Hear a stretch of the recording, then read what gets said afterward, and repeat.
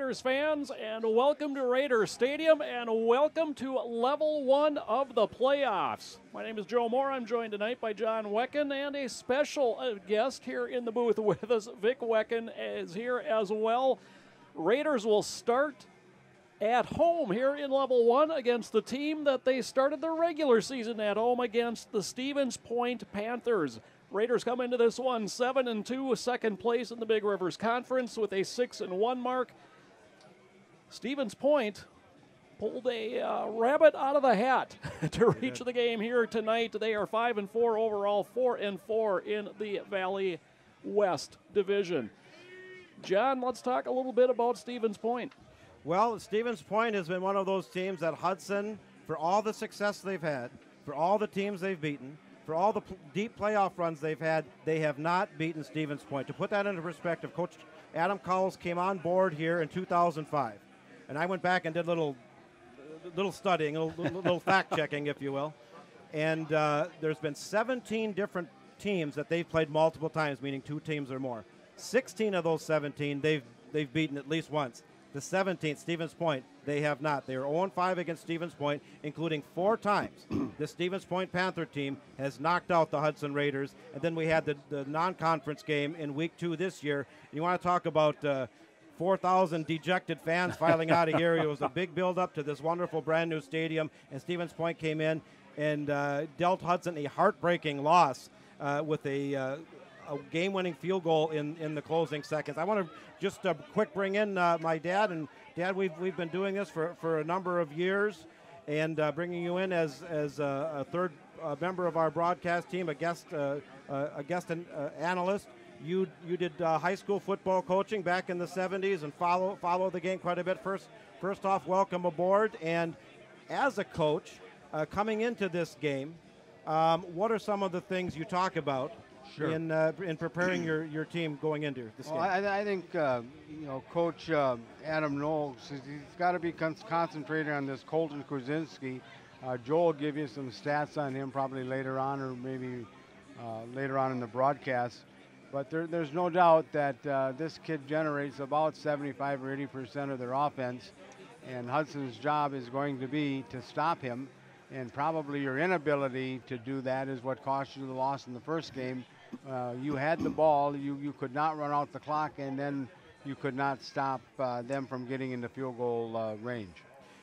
From your own standpoint, do you prepare, you obviously look at film and see what you did right, what you did wrong, and Week 2 was a heck of a lot different than here in Week 10, but what are some of the fundamental things and some of the keys you prepare yourself for, other than preparing yourself, other than things you want to do to stop your opponent? Well, I'm sure Coach Coles, he has his tape, of course, from their first game, and I'm sure he has tapes from their last 2 games, and what he's looking for there between their game 2 and game 7 or 8 is, did they change anything? Are they running their base offense, or are they running their base defense?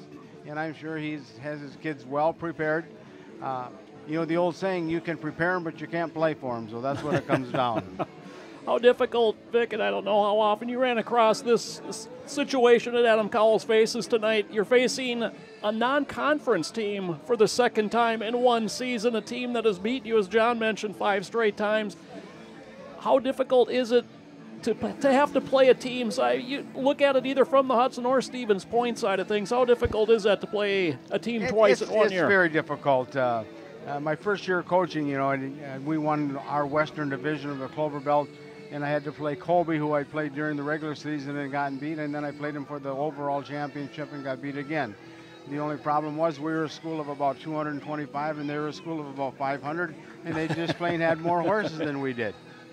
But Coach Coles, I really feel that he has studied that film over and over and over. I'm sure he sat up in his living room, he sat up in his recliner, and he has looked at film and looked at film and looked at film. And he certainly has talent. They have, 31 seniors in this club? 30? I believe it is. And he has 26 or 27 juniors. So they certainly have a wealth of experience. They have a good tradition. They got a beautiful facility. And I'm anxious for us to get it on, and let's see where it goes. For Stevens Point, this is their 21st trip to playoffs. an all-time record of 28-20. And John, looking back at Stevens Point during the Adam Cowles era, and then even past that, this is a Stevens Point team that, going back over the last decade and a half or so, has never lost to a Big Rivers opponent. Well, and that speaks volumes, because you're not talking just about Hudson, the 0-5 record against Hudson, but you talk, they've beaten Chippewa Falls, they've beaten Eau Claire Memorial. They come from a very good conference over there, the Valley Conference, and that's changed a little bit. It's been modified now. It's 3 divisions, but the core teams through the years traditionally have been Stevens Point, Wisconsin Rapids, DC Everest, Marshfield, and even before that was Anago, who had a wonderful streak, 35 years ago. Merrill, so they play a tough brand of football over there. And then you throw in, as they expanded, the Appleton schools, a Kimberly school that has the nation's longest winning streak, and I believe going into tonight, correct me if I'm wrong, I think it's 65 games. They go for their 66th consecutive win tonight, number 1 longest active streak in the country. Well, the other thing about the Valley, that conference over there, John, if you look at the coaches in the Hall of Fame in Wisconsin, it's true. They're pretty loaded. Link Walker, who was the head coach for the Blue Golds in Eau Claire for years, that's where Link Walker cut his teeth, was with the Red Robins of Anago, and DC Everest had the coach, and I can't recall his name right now, but they just had an immortal coach down there with just phenomenal records. It's a tough football conference. Adam Cowles in his 13th season here in Hudson leads the Raiders to the postseason for his 10th time. Raiders 9-9 overall in playoff action. John, Big Rivers Conference is well represented again this year. We've got Eau Claire Memorial, a number 8 seed, on the road in Bayport tonight. We've also got Menominee, who is a number 1 seed in Division 2. We've got Rice Lake, who is a number 2 seed in Division 3. We talked a little bit before we came on air tonight about the seeding process and just kind of the perception of the Big Rivers, the perception of the Valley Football Association. Just speak a little bit to that. Well, when we beat River Falls, we talked about this briefly, and it's all speculative until the seedings come out. I thought we would go in as a number 3 seed and possibly match up against Wisconsin Rapids, and I thought Stevens Point would go in as a 7, Memorial would go in as an 8. And Appleton West was a wild card, but they bumped down to Division 2. That's why Neenah was brought in. But I don't completely understand why Hudson is 4 and Stevens Point is 5, other than this, is that I think there was a compelling consensus among the coaches, among the powers that be that seeded it, to have a Hudson-Stevens Point first-round rematch based on the fact that they met last year in the playoffs and they met in week 2 of the regular season. It's been developed into a good rivalry, pretty one-sided rivalry, quite frankly, on behalf of Stevens Point. But it is what it is. To win the section, you're going to have to beat the top seed eventually, whether you beat them in wherever, whenever. That's the Bayport Pirates. They're sitting number 1 at 9-0. If they get by Eau Claire Memorial tonight, I think they will. You never know, but I think they will. The winner of this game is probably going to have to go to Bayport tonight and face the number 1 seed. We'll be able to update scores for you tonight from that Bayport Eau Claire Memorial game, as well as the other Big Rivers Conference schools, Menominee and Rice Lake. And John, I believe you said we'll also get scores from the entire Northwest bracket of Level 1. We will, and we'll be interjecting them in. This is the time of year, especially playoffs, you really want to see, because it's do or die time. There's no tomorrow if you lose. It isn't best of 5 or best of 3 or whatever. This isn't the baseball playoffs. And this is what you plan for. This is what you live for as a high school football player, is to get that winning record. You challenge for the conference the conference title. You become playoff eligible. You see what section you are, what seedings you are, and this is particularly as a senior. You live for this moment. The teams are going back into the locker room. For these seniors tonight, and one of these 2 times, their football career ends tonight, and that's going through their mind right now. And it's what team really is able to channel some kind of energy, some kind of motivation. Hudson's got all the motivation in the world because they've been unable to beat the Stevens Point team. And Stevens Point's motivation is to get by Hudson tonight and have a rematch against a Bayport team that that they beat in the section regional final last year, and Bayport wants a shot at Stevens Point, I should say. But a lot of factors going in, but it's all going to play out tonight. We're going to have a big crowd. We got nice weather. The team that makes the fewest mistakes, as we always say, and it's penalties, turnovers, special teams play, who wins the time of possession, who wins the line of scrimmage.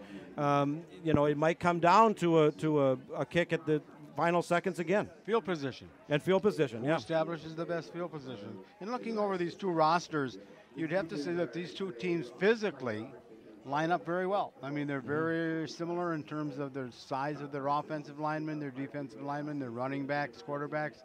So, we should see a really good game. Of course, you had a really good game against them in the second game of the season. Comes down to a field goal. How can you get a game much closer? John mentioned the fact that we have nice weather. I would say so for now turning toward late October. 71 degrees here in Hudson at 7 p.m. It is windy, and that may play a factor in the game tonight. About 15 miles an hour out of the south-southeast, so as you will look along, that means it is blowing a little bit at us, but mostly from right to left as you watch tonight's game. And, we never play up the kickers, but if it does come down to a last-second field goal, as it did between these two teams, 8 weeks ago now, that wind certainly could play a factor. And, of course, on this beautiful field here, the video scoreboard is showing the tradition of Hudson football. And we see some black and white films on there dating back to the 50s and the 60s, and we've talked about it. And I know we're going to have some players from those old days. And Jim Bertelson's in there somewhere, went on to I believe that's him right there, yes, went on to a phenomenal career at the University of Texas and then later for the LA Rams. And there's been others. Craig Urbick right now is playing for the Miami Dolphins and doing very, very well. We will probably maybe even hear from him tonight. I know in the past he's emailed in. So it's about tradition. It's about motivation. It's about the environment, the atmosphere of high school football at its best. Friday night, packed house, playoff football. There you have it. Hey, we got three of us in the booth tonight, which always makes for a fun night. We'd like to invite you into the booth as well. And, John, how can folks join us tonight? Well, you can click on the contact the booth link. If you're tuning in on HudsonBroadcast.com, you can let us know who you are, where you're listening from, and who you're cheering for tonight. We probably have, there's Craig Urbick right there, matter of fact. We probably have some fans from Stevens Point, also fans watching locally on Channel 15, the River Channel, our partnership of live programming that we kicked off this year. Wherever you're watching from, home or abroad, locally or wherever you are, if you're a brand new viewer, welcome aboard. If you're a returning viewer, welcome back. Stevens Point is filing out. They will line up along the goal line to our right, and the Hudson Raiders about to enter the field. And I think this is just a great entrance. I love the fact we've added this year through the inflatable Hudson helmet to the northeast corner.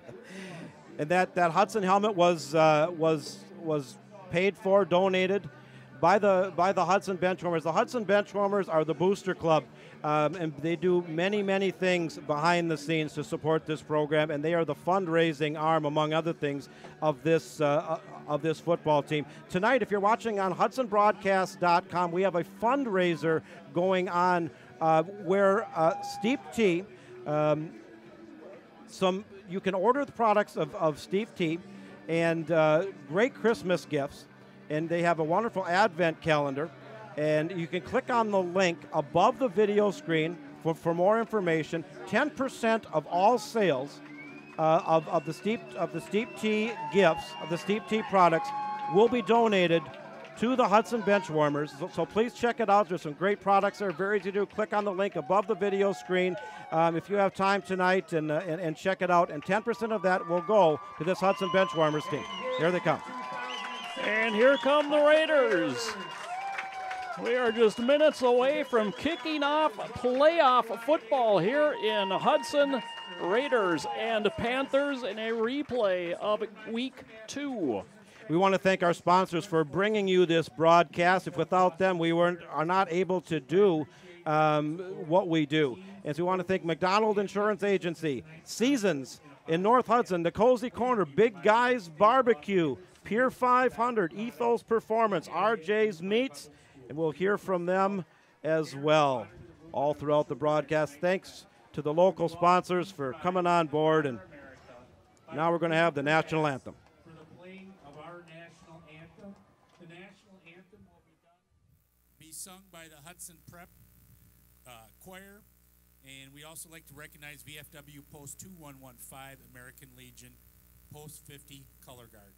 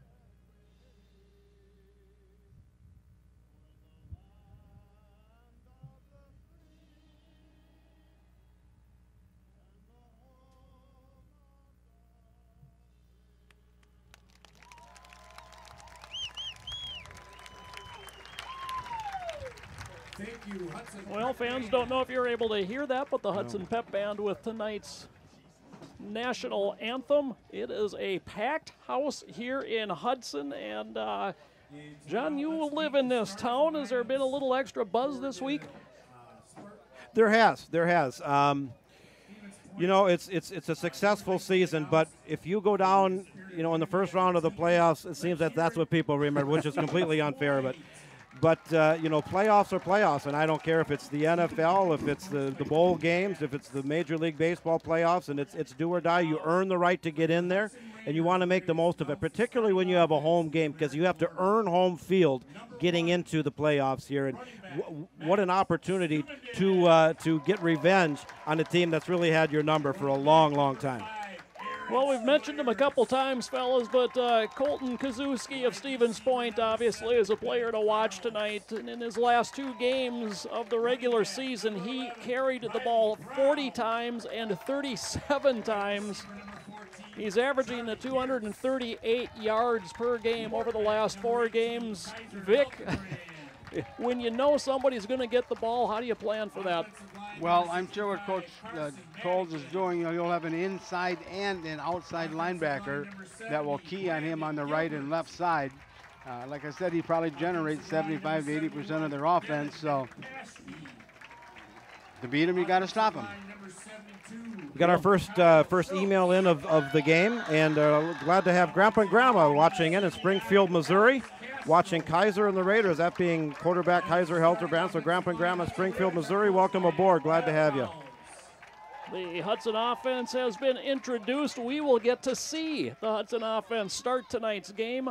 Stevens Point won the coin flip. They deferred their decision to half number 2. Hudson will be getting the ball when we start this evening. I want to say hello to the gang tuning in at the Cozy Corner. And, of course, the Cozy is the Badger Bar here in Hudson, actually North Hudson. The Badgers versus Maryland will be on Saturday at 11. Wear your Badger apparel and get a free gift. football, baseball, and other sports. Wear your favorite team's apparel at the start of any live game and get a free gift.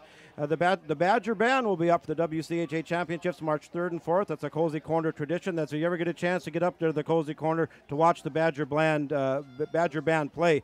They are tremendous. They're open Thanksgiving and Christmas. The kitchen is closed. They will have a free Sloppy Joe potluck on those days for anything that comes. So pizza, their famous pizza. I also absolutely love their hash that you can serve for breakfast. So thank you to the Cozy Corner for sponsoring tonight's broadcast. Vic, how is the coach feeling right now? Seconds away from kickoff. He's excited. He's done his homework, and he's put his best plans together, and now he's going to ask his kids to execute it. Keandre Porter will get things started this evening for Stevens Point. Of course, it was Keandre that hit a 33-yard field goal with 10 seconds left in week 2. That allowed Stevens Point to escape Hudson with a victory as we are underway. High end over end kick, and we are going to redo it as Stevens Point was offside. So anticlimactic start. We already see the excitement. Good kick all the way to the 5-yard line. And Joe, we were talking, and if you already mentioned this, I apologize, but the game-winning kick that beat Hudson in week 2 was the only field goal they had all season long. Wow. Isn't that something? Yeah, it really is. And that was a clutch field goal because the game was clearly on the line, and he made it. I guess you got to know when to fire the one round you have in the chamber, huh? Here we go again. So Porter now from his 35-yard line. Ben Carls and Riley Brown back deep to receive. This one a low line drive kick, and this is going to be Carls from the 12. Carls up a seam through the middle, and he's out across the 35 to the 36-yard line. 24-yard return, 1st and 10 Raiders from the 36. Well, Carls has had a very good season returning kicks and catching passes and doing a lot of things. There's Ben Carls and Bon Carls, and now we're going to see the Hudson Raiders. It's quarterback Kaiser Helterbrand for the first time tonight. And I think one of the keys, we talked about the keys for Stevens Point. I think Aaron Squires, number 5, is a key component tonight and the continued success of the Hudson Raider passing attack as well. Riley Brown in motion. They run the option left side. Pitch to Brown. Turns it upfield. And Brown is out across the 40 to the 43. That's a gain of 6. Well, Joe, Stevens Point comes out in a 4-4-3. We'll see if they stick with that base defense or if we get some movement out of it.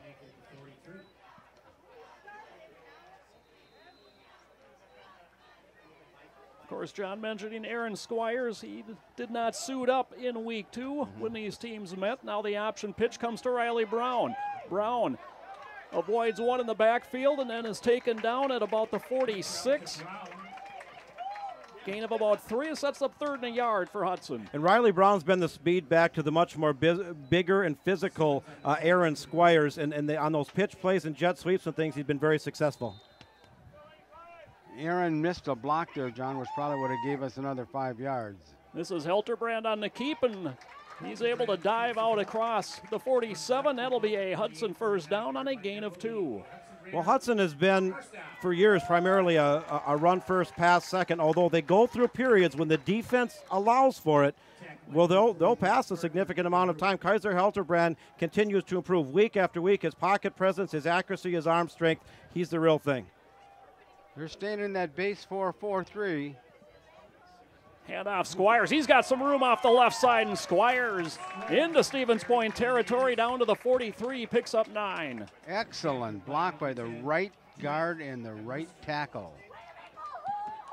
Of course, we want to remind our viewers you can email us here at the booth at Hudson Stadium. Very easy to do. Click on the Contact the Booth link below the video screen.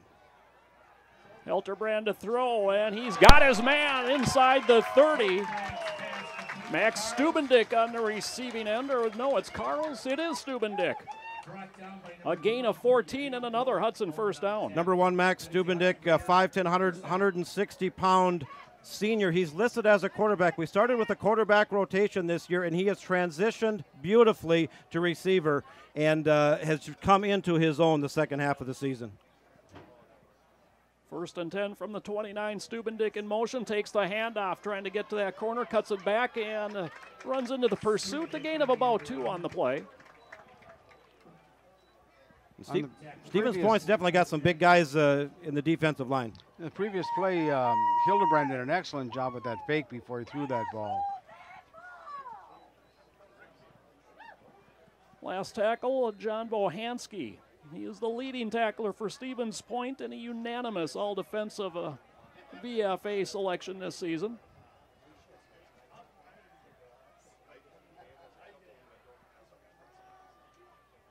The handoff to Squires, tries to pick his way through the middle, and he dives down inside the 25 to about the 24. Gain of 3, third, and we'll call it 5 for the Raiders.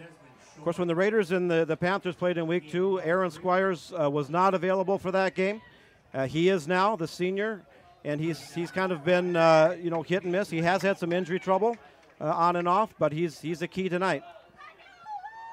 Stubendick, slot receiver right. Wanting to throw, Hildebrand swings it out. Stubendick on the run. Inside the 20, cuts at the 15, gets tripped up there, tackled at the 13, a gain of 12, and another Hudson first down. This Hudson Raider offense is hitting on all cylinders right now with an excellent combination of a run pass back and forth. The offensive line is opening up running lanes, getting excellent pass protection. The receivers are getting separation. It's working. They're in the red zone. Brown in motion, takes the pitch. He's got some room, cuts back, and a nice tackle takes him down after a short gain. Trent Hammerski on the tackle. Dad, what'd you see on that play? I saw Squires. Squires makes the block. We're in the end zone, John. Yep.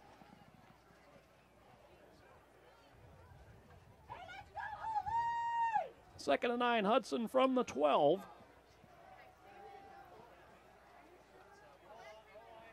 Handoff Squires. And he's hit at the line of scrimmage, falls inside the 10 to the 9. Give him 3 on the carry.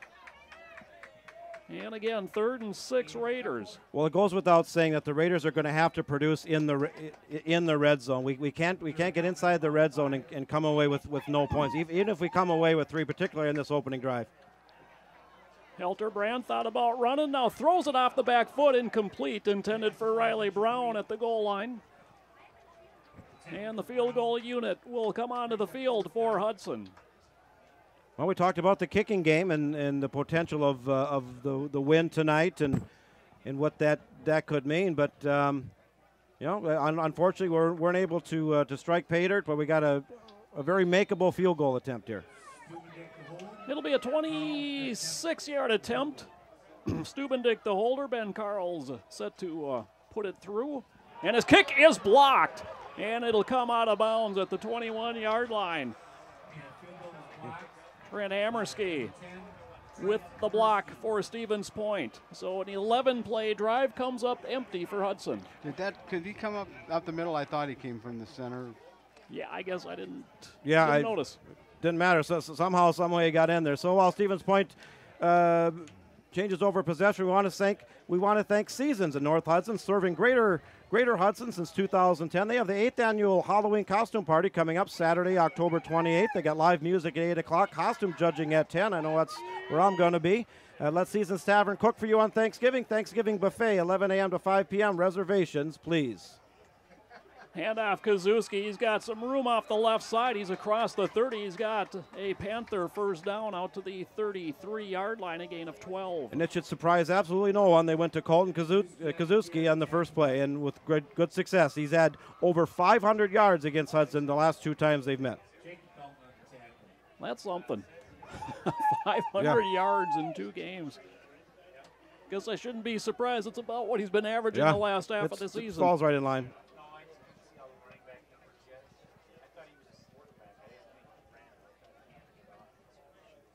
Handoff Kazuski, this time off the right side across the 35. They'll spot it at the 39-yard line, give him 6 on the play. Dad, what do you see defensively from Hudson? Well, Cole. Good ball. Good ball. He's certainly making penetration. He's got to shake that block and make that tackle. They kind of came right over his area that time. Now he's over here on this side.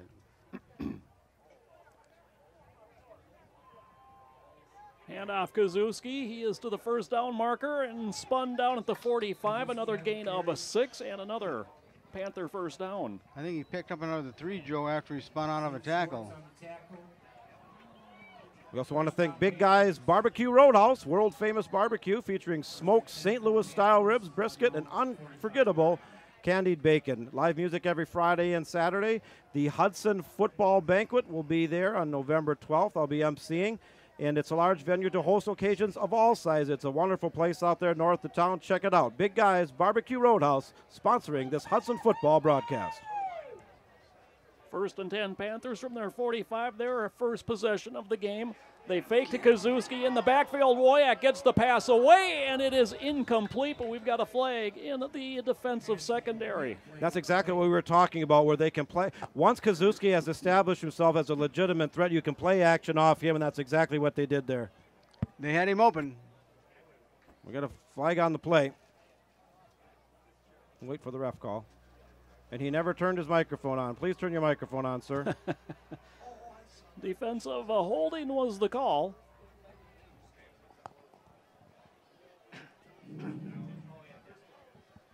Well, the Panthers have now driven into Raider territory with that penalty.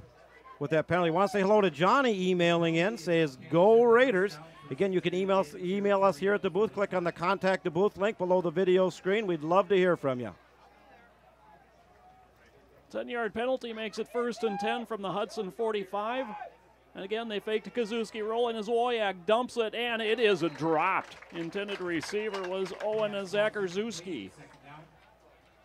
Got our first 2 score updates of the night, courtesy of my mother, who's been our score update source all season long. Appleton North takes an early 7-0 lead over Green Bay Preble. That's a 2-7 match in our region. And Kimberly, like we say, 65-game winning streak, 7-0 over Milwaukee Riverside.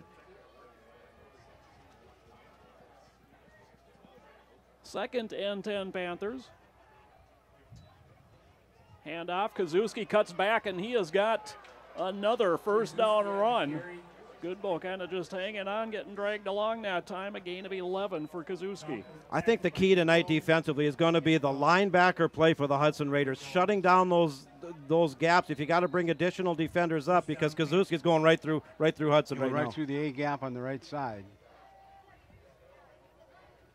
4 carries, 35 yards already tonight for Kazuski. Yep. No surprise.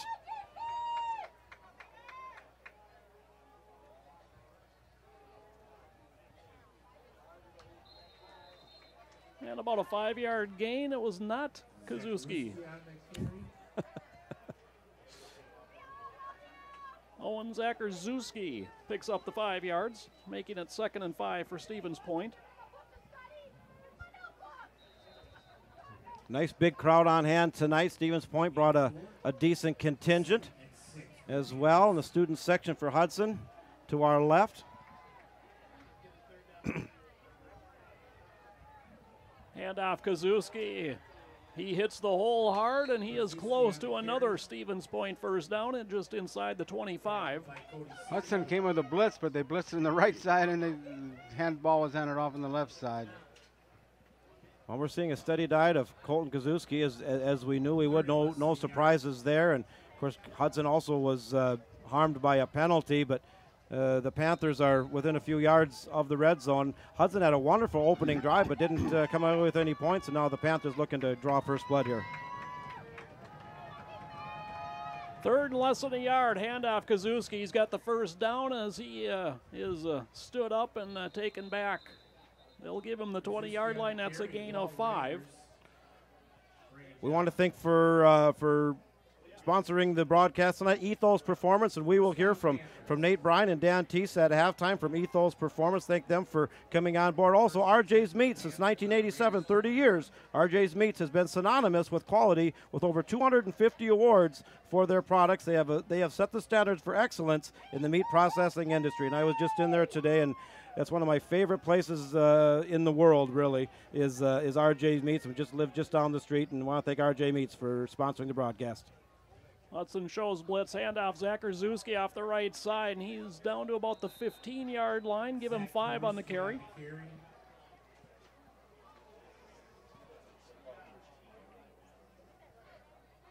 Well, this is making for a very quick first quarter. It We've is. got 3:43 and counting left to play in a scoreless opening quarter here between Hudson and Stevens Point. Second and 10, or second and 5. Yeah, they're in no hurry, whereas Hudson is very much the hurry-up offense, no huddle, quick to the line. Stevens Point is much more methodical. High snap, the handoff, Zachar Kazuski. And Kazuski continuing to move that pile. He is going to be inside the 10. First and goal, Panthers. Well, one of the keys in this game is Hudson has to win the battle in the trenches, the battle of the line of scrimmage, particularly their defensive line, and right now Stevens Point is winning that battle. First and goal for the Panthers inside. Right now, Stevens Point is moving Hudson off the line. Make that the 8. First and goal, Panthers from the 8. This will be the 10th play of the Panther drive. Kazuski up the middle, lowers the head, and bowls his way inside the 5 and down to the 3. It'll be second and goal from there. There's really two different styles of runners. There's the Barry Sanders style with a lot of juking and jiving and different things, and then there's the Earl Campbell, I'm going to lower my shoulder and lower my head, and he's definitely the latter with great success. Bring on Barry.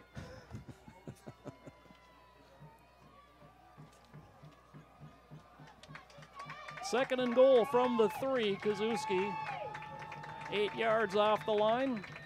Gets the handoff, cuts back, and he is in. A touchdown, Stevens Point.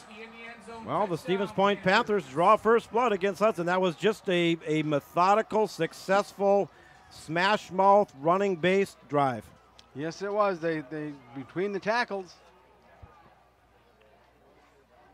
90% of their yardage was between the tackles.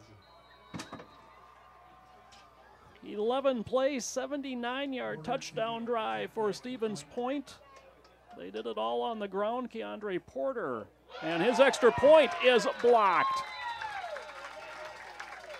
So with 2:15 left to play here in the opening quarter, your score, Stevens Point 6 and Hudson nothing. I want to thank the McDonald Insurance Agency for sponsoring this game. Since 1977, the McDonald's Insurance Agency has been a staple in the Hudson community, owned by Brandon and Beth McDonald, Hudson Raider alumni class of 1994, and parents of Cade McDonald. He is a sophomore, number 73, full service, locally owned agency providing home, auto, business, and life insurance, representing over 20 companies. Free, no obligation quotes and insurance reviews.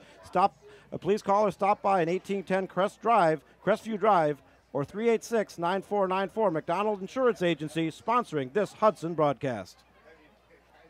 Pretty impressive opening drive by Stevens Point. Very methodical. 11 plays, all rushing plays, 9 of them to Colton Kazuski. They mixed in a little bit of Owen Zachar-Zuski. While we're waiting here for Stevens Point, and I don't know if they were offsides the first time. We got a couple score updates coming in. I'll pass along.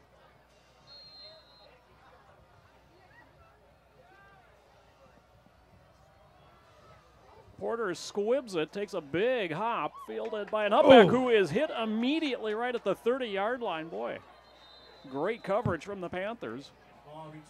And that was a big physical hit there. That was an excellent hit. Well, looks like the Menominee Mustangs are off to a very positive start. Number 1 seeded, highly ranked and undefeated on the season. Justin Evans punched a one-yard touchdown run in for a 7-0 lead. Then Cade Schultz has increased the lead with a 21-yard touchdown run. Menominee 14-0 over La Crosse Logan in the first. La Crosse Central, excuse me. Option play, pitch comes, and it's Squires. Squires out to the 35 and falls ahead to the 36 for a gain of 5. Kevin emailing in saying "Go Raiders" with about 50 exclamation yeah. So Kevin, we thank you for emailing in. Grandpa Studebaker emailing in. He says, time for Hudson to put the hammer down. Grandpa Studebaker, I certainly agree with you. Keep those emails coming in. Very easy to do. Click on the contact the booth link below the video screen. While Hudson is bring an injured player off. Is that Kaiser Helterbrand coming off? It is, yeah. With that, right after that option pitch, he got hit hard. And stayed down. So I'm anticipating Max Stubendick will take over here at quarterback, at least for the next play. Not what the Hudson Raider fans want to see. And as a Green Bay Packer fan, you had this feeling some 5 days ago with when Aaron Rodgers came out. We'll have to see. But Max Stubendick, and again, earlier in the season, they did run a quarterback rotation. In fact, they did it all of last season, so this isn't completely out of left field. Max Stubendick is very capable under center as well. Brown in motion. Stubendick keeps and now pitches. And Brown right down the sideline as a Hudson first down into Stevens Point territory. 17-yard gain for Brown. And that's what good teams do. When adversity hits, you go up a notch. You go up a notch. And Hudson just had a good intensity on that play. He waited till the very last second to pitch that. An excellent, excellent pitch. And Stubendick is more the classic option-type quarterback. This time, Helterbrand back in. It's a straight keep. And he picks his way off the left side down to about the 42. Give him 5 on the carry. Thank goodness, tough as nails, Kaiser Helterbrand back in. And they've been doing that quarterback draw play, and they've had good success with it, particularly in the last 4 weeks of the season. Helterbrand's a big kid, 6'1", 190, I believe he's listed at. Oh, excuse me, 6'1", 210, so he's a big guy. Again, Brown in motion, handoff Squires. He's got some room, makes a man miss. Squires finally stood up and stopped. Forward progress. They'll give him the 31, a gain of 11. Hudson first down. Aaron made an excellent cut there, Joe. He's about 5-6 yards downfield, and then he made an excellent cut to his left. Well, Aaron Squires' coming out party was really against Eau Claire North. He had a phenomenal first half. In fact, he sat out the second half, and he's had these. Oh, we got a penalty here. I don't know if it was a face mask or a late hit there at the end, but they're going to mark it down to the 16-yard line. It's a big one, a 15-yarder. On the Panthers' 16-yard line. I don't know if the ref mics aren't working tonight or not. Hopefully we can get it going, get those calls in from the field. Handoff. Riley Brown looking for some room, and an ankle tackle by Hammerski takes him down. Loss of 2. Excellent reaction that time by Trent Hammerski, a 5'11", 180-pound senior defensive back for Stevens Point. You split 2 blockers and got the tackle.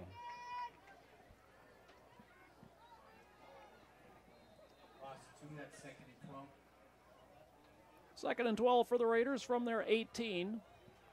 Brown in motion to the far side. They fake the handoff, and it's Helterbrand keeping, and Helterbrand down to the 14-yard line, picks up 4.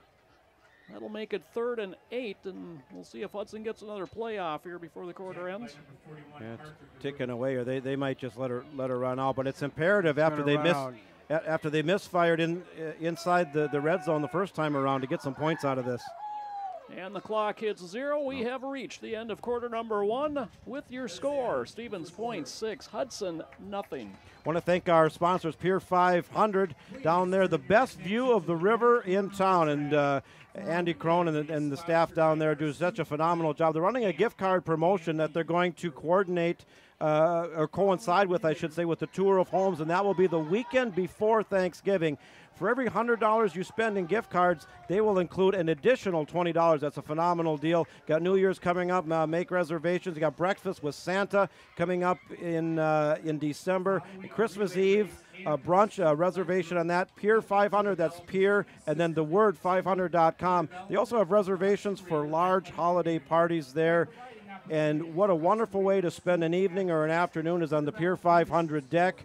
And looking out at the St. Croix River on a beautiful day, and that's just a phenomenal place. An exquisite menu. They have the mac and cheese lobster. The prime rib is excellent. And I had probably the best steak in my life at Pier 500 probably 7 or 8 years ago, and the service is excellent. Pier 500 in Hudson. Thank you for sponsoring this Hudson Raider broadcast. As we begin quarter number 2, Hudson ball, 3rd and 8 from the Stevens Point 14-yard line. Panthers lead at 6-0. It's this one came marching right along. Yes, it did. Well, you know, Stevens Point was very methodical in that opening drive and ate up a lot of clock. 3 receivers left here on 3rd and 8, and we get a whistle. I think there's a flag down on the far side.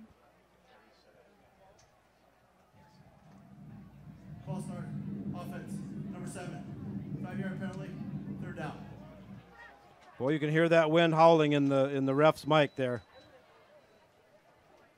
So Ben Carl's called for the false start. That'll make it 3rd and 13 now back at the 19-yard line. Brown in motion. Hilterbrand loops it out. Caught by Brown and punished at the 10-yard line. Gain of 6. Brings up 4th and 4. Dad, it's 4th and 4. You're down by 6. The offense is moving. You're into the red zone for the second time. What do you do here?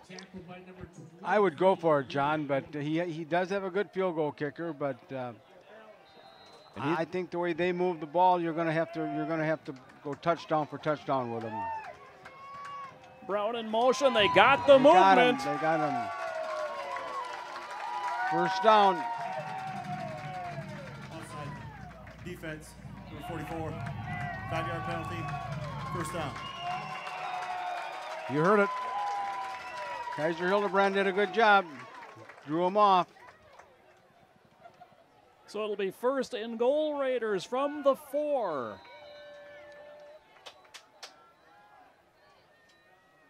Handoff, Squires off the left side, and he spins his way inside the 1. It'll be 2nd and goal. This is Aaron Squires' territory here inside the 5-yard line. They really feature him. Look how fast Hudson is back up to the line. They want to punch this in right now. Flag comes in, handoff, Squires, no indication. They're going to mark him short, but Stevens Point couldn't get that 12th player off the field. All right, it's going to move him halfway to half the distance to the goal line, correct? It should. Sure, I mean, yeah. Joe and John, do League of you ever go substitution. under center with the quarterback? Defense. Half the distance to the goal. 2nd down. I would say They have. 90% shotgun. Yeah. And here is Hildebrand under center. Here's the 10%. Straight keep, how and did they get Hildebrand didn't make it. It'll be 3rd and goal from inside the 1. That Stevens Point defensive line was rock solid that time. They submarine, they just went right Yep. down under it. And on a quarterback sneak, basically ideally what you want to do is take the snap, wait for the offensive lineman to get that push, and then you go in, but the push wasn't there. The nose guard just was not moved. Steubendick. There we go. In motion, takes the handoff, and he's in the corner. Touchdown, Raiders. I like the play call there. After they had hard luck in the middle, they went to the outside.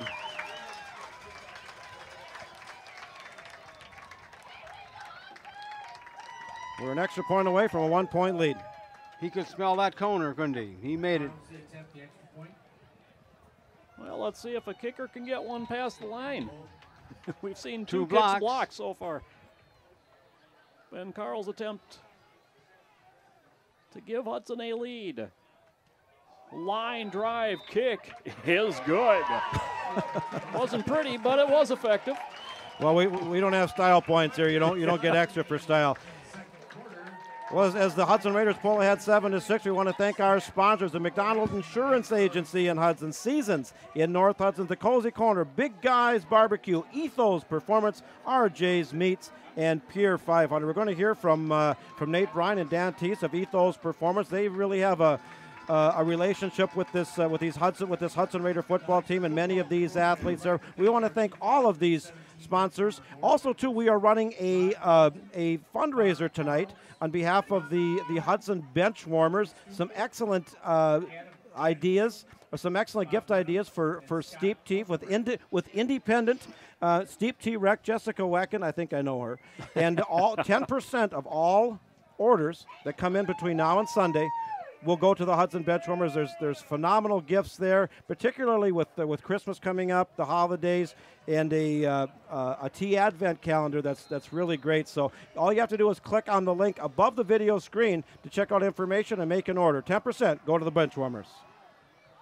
Carl's kick end over end, and that is into the end zone. It will be a touchback, and it'll be 1st and 10. Panthers from their 20.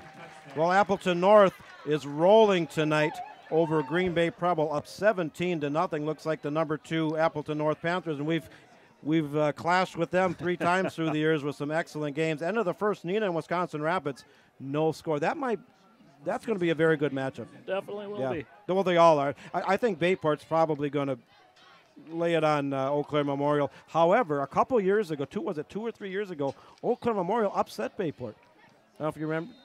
I don't. I do. Okay. Yeah, it was an upset. 11 minutes to play, second quarter. Hudson with its first lead of the night, 7-6.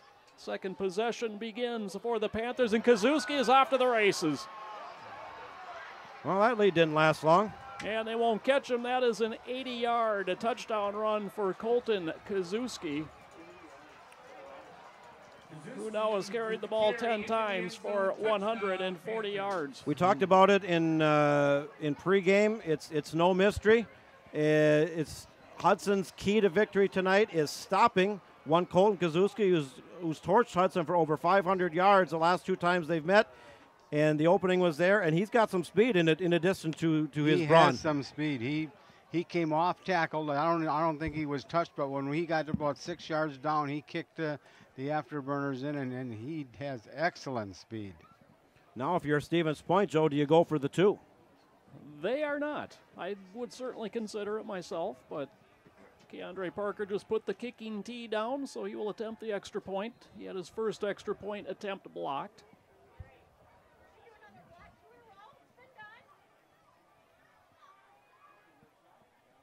This kick is up, and it is good.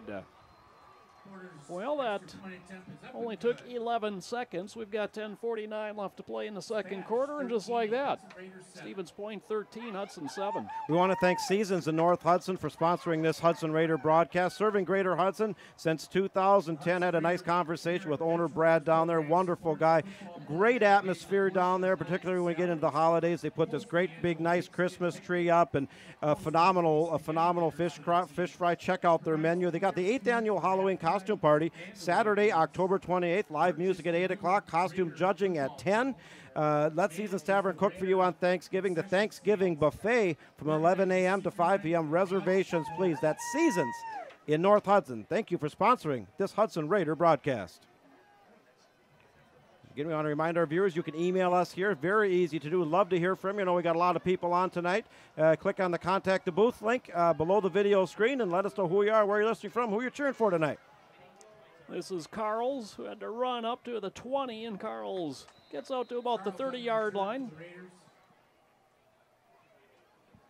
Well, you just feel, football is a game of momentum swings, and Hudson definitely had it as they pulled ahead, and in a matter of a snap of a finger, Colton Kazuski changed that real quick. Ran the length of the field in about nine and a half seconds, I think, Joe. No, 80 yards he went, didn't he? Yeah. He moved it quick. And it was quick. Raiders 1st and 10 from their 30. Brown in motion. Hilterbrand to throw over the middle. He's got Charlie Pierce wide open, and Pierce is out across the 45 to the 46. 15 yards and a Hudson first down. Charlie Pierce is another wide receiver weapon that Hilterbrand has gone to. Of course, we've talked about Carl, we talked about Stubendick, but Charlie Pierce has got himself open. He had a nice touchdown catch here a few weeks ago. Yeah, I think we got a roughing the passer call at the end of that play as well. So that'll going to give the Raiders another free 15 yards. 4th penalty on Stevens Point this evening. Yeah, I mean, we say it because it's always true. You want to play aggressive, but you have to play smart aggressive. That's a 15-yard penalty, and the Raiders are in Panther territory. Pitch comes back, Squires, and he gets taken down by Desmond Schomer after a gain of 3. Hildebrand throws a nice tight spiral. The kid throws the ball well, John and Joe. He really does. Oh, he had I know you don't do it a lot, but he does it well when he does it. Wants to throw again. Get rid of it, get rid of it. Chased. And staying inbound somehow. How did he- Hildebrand on the run, trying to pick up another block, and Hildebrand from sideline to sideline is close to a Hudson first down. I'll tell you, that reminds me there of the glory days of Fran Tarkington and Bob Greasy. Yeah, it does. And we do have a flag late Now what? on the far side of the field. I was looking for one back up here during all of that.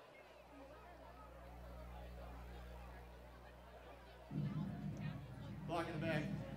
Number 2, offense. 10 yards from the bottom, foul. Yeah. Second down. Well, it's not number 2. That's Jake Sasembo. He's Yeah. a cornerback, but No.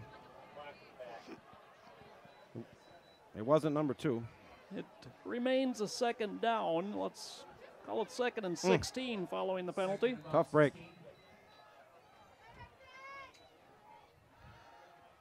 Over the middle, Stubendick wide open. Stubendick is inside the 30, just shy of a first down. Well, I think Hudson is taking what the Stevens Point defense is giving, and we've seen them. This is a much more dynamic Hudson offense than in years past. They're still primarily a run first, pass second, but you know we're almost at a 55-45 pass run mix, run pass mix, I should say. And all sorts of movement, and this is going to back the Raiders up. It'll be 3rd and 6.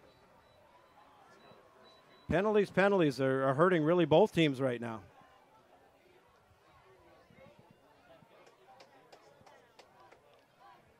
President, full start. Offense. 5-yard penalty. Third down. Grandpa Studebaker emails in, said they need to stop the running back or Hudson will be eating the Christmas meal. You keep advertising early and not playing any more football. We hope not. Brown comes in motion. Hildebrand steps up. Flag comes in. He's got the first down, but I believe this one's going to come back as Hildebrand would have been down to the 2-yard line. We talked about the X factor, the variable, and the penalties are hurting both teams right now. Holding. Offense. Number 71. 10-yard penalty. Third down. Well, what one time was 3rd and 1 is now going to be 3rd and a lot longer than 1. And as a coach, that particularly in playoffs, in week number 10, that has to be incredibly Just frustrating. Drives you nuts. Drives you absolutely nuts. I mean, he ran the ball all the way down, what, to the 2-yard line, 3-yard line? Scrambled it down there. 3rd and 19 following the penalty. Hudson now with 5 penalties of their own in this one.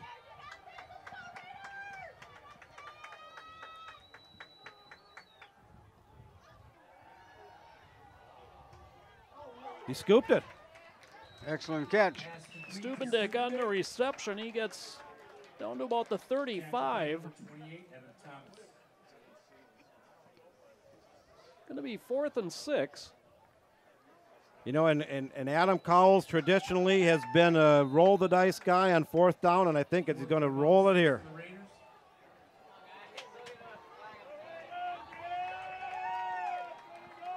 Stubendick in motion. They hand it off. He throws a diving attempt. It comes up short. It would have been short either way, even had Riley Brown made that catch. Stubendick's pass calls it complete. Well, kind of a trick play on 4th down. Unfortunately, it didn't work, but I like the aggressive play calling. Now it's up to this Hudson defense to some way, somehow, stop Colton Kazuski. The bench warmers would also like to thank Tricia. Defensive coordinator Neil Hatfield's in our box to the left, and I'm sure that's the topic of conversation over there. Our concession stand. 1st and 10 from the 30, handoff. Kazuski right up the middle. A flag flies. Krzyzewski on the carry. Short gain for Kazuski, and we'll see what the penalty is. And our linebackers are still back 2 or 3 yards. Holding. Offense. Number 55. 10-yard penalty. First down. Stevens Point's bitten by the penalty bug as well. You might have to take your strong side safety, John, and just man him up on Kazuski.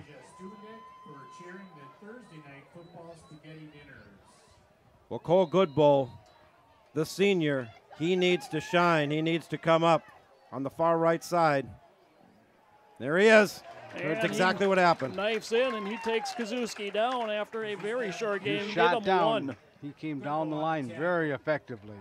And they've been moving him around as well they should, you know. And Stevens Point is well aware of Cole Goodbowl, I'm sure, through film.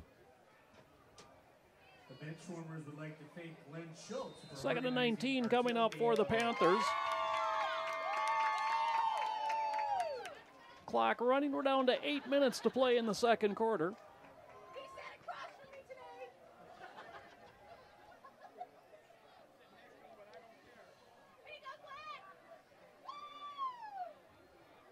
They fake to Kazuski. They throw long, intended for Simmons, incomplete. Dodged the bullet there, John. Yeah, he definitely had separation, but the pass was kind of a wobbly pass and didn't have enough on it. Now we're at 3rd and 19.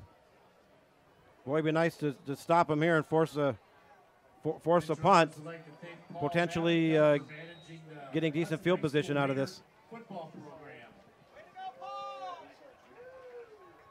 All those two inside linebackers, I hope they're keying on you know who. Kazuski's also caught 11 passes out of the backfield. This time they hand it off to him, and he squirts up the middle, picks up about 10, maybe 11, but 4th and 8 coming. I wonder if Stevens Point's going to go for it here. They're fairly, yeah, no, they're not. With the lead, no, that wouldn't be the right call. Oh, good defense, greatly aided by that Stevens Point penalty, but we'll take it. Well, let's see if we can get a nice return, Joe. Seth Tosseth, the all-conference offensive lineman, set to punt it away here for Stevens Point. Line drive kick, and Carls comes up and makes the catch at the 39-yard line. He didn't signal fair catch, did he? If he did, I missed it. Yeah. Well, we're having a change of possession here, and Hudson looking to get back on the scoring track, down 13-7. We want to thank Big Guys Barbecue Roadhouse, world-famous barbecue, featuring smoked St. Louis-style ribs, brisket, and unforgettable candied bacon. Live music every Friday and Saturday night. The large venue to host occasions of all sizes, including the Hudson Football Banquet, November 12th. Hand off to Squires, and Squires leaps out to about the 43 and gains 4. Well, if we can consistently get 4 yards on first down, I'll take that. Check that, 43. Second and long 6. 6:40 left to play, second quarter, 13-7 Stevens Point, 2nd and 6 Raiders. They'll run the option near side. The pitch comes back to Brown. And Brown out to the 45 before he's driven back. Stevens Point defense that well. They shifted and they had the running lane shut down. Yes, they did. They fought off the defensive man fought the block of Squires off very well. John Bohansky as well was in there. Brings up 3rd down and about 4. Do you go to the air here? You could do either. 3 receivers right. 3rd and 4, Helterbrand steps up in the pocket, dumps it over the middle, and boy, Stubendick and Brown tied each other up. The pass incomplete.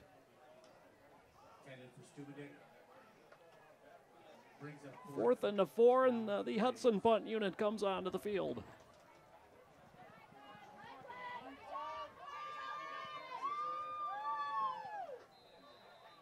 Ben Carls will kick it away. Dane Hoyard back to receive it for Stevens Point.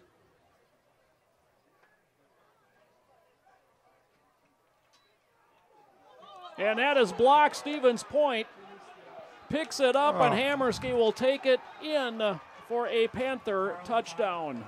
Oh, boy. Not what the Hudson Raiders needed. Already down 6 points and having a tough time stopping the Stevens Point offense. And those are the things that lose you games.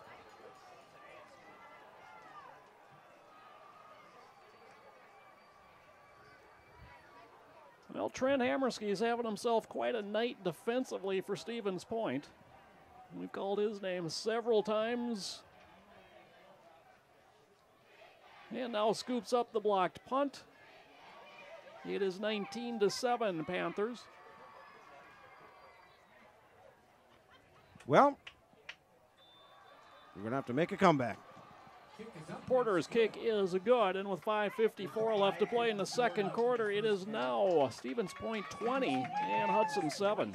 Well, unfortunately, the gang down at the Cozy Corner probably didn't like that one, but you can stop over at the Cozy Corner tomorrow. Badgers versus Maryland, Saturday at 11. Wear your Badger apparel and get a free gift. Football, baseball, and other sports. Lots of Badger and Packer memorabilia down there. Wear your favorite team's apparel at the start of any live game and get a free gift. The Badger Band is going to be up there either March 3rd or 4th.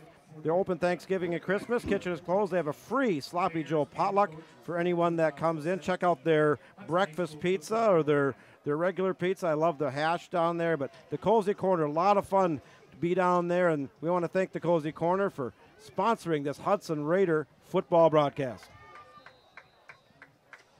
We need a score. Yes, we do, John. Squib kick. This is a Jacob Dalton on the return for Hudson, and Dalton gets out across the 40, so good field position for the Raiders. I want to thank also RJ's Meats. Since 1987, RJ's Meats has been synonymous with quality. With over 250 awards for their products, they've set the standard of excellence in the meat processing industry. Located on Cooley Road, right up next to KFC, the extensive selection of meats, dairy, home-baked bread, and check out their one-of-a-kind, or one of a very few kind, vending machine. One of the few there are. You can get bologna and sausage 24 hours a day. RJ's Meats, thank you for sponsoring this broadcast. Brown comes in motion, handoff goes to Squires, and Squires hit by Bohanski, who tried to rip it out of there. Gain of 3 on the play, 2nd and 7 for the Raiders. Well, I think the Raiders just need some kind of spark here, and they've been moving the football. Yes, they have. Doing it both through the air and on the ground, but only 7 points to show for it. Now they're down by 13. Stubendick with the reception, and he is out to the 49-yard line, very close to a Hudson first down. Got a favorable mark on that one. I think he'll have the first down. Well, spotted just right on the midfield stripe, so that's a gain of 8. That'll move the chains. That is a Hudson Raider first down. 5th reception tonight for Max Stubendick. Yeah, they're definitely featuring the senior as well. They should. He's in the slot this time. Handoff Squires, and Squires will gain 5 before he's knocked backwards that time by Luke Bembenek. This is a physical, tough, big Stevens Point team defensively. They picked him right off the ground, the tackler did. And Aaron Squires, in a lot of the conference games, he would have run over that guy and kept on going. They fake to Brown, Helterbrand scrambles again. Throws downfield, and wide open is Charlie Pearson. Pierce taken down at the 23-yard line. Well, Charlie on the spot. Charlie Pierce and Helterbrand on the run. You see his arm strength. You see his vision. You see his poise in the pocket, his ability to roll out when he has to, and that was on the money. And the Raiders got a drive going here. Pierce comes off limping. 1st and 10 Raiders from the 23, 4:45 to play in the quarter. Handoff Stubendick. No, it was faked, and it's Helterbrand. Helterbrand inside the 10, down to the 5. Joe, I think he faked us out. It's certainly me. He faked me out, which isn't hard to do, but I'm thinking, oh man, Stubendick's going down for a 5-yard loss, and Stubendick's marching towards the end zone on the right side. 1st and goal Raiders. Ball spotted at the 6. Just watching the replay here, yeah, it's a great fake.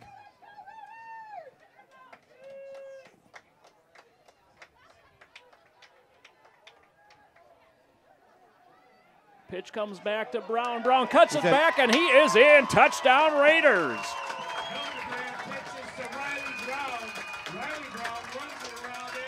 And we are back in business. We're back in the ball game, Joe and John.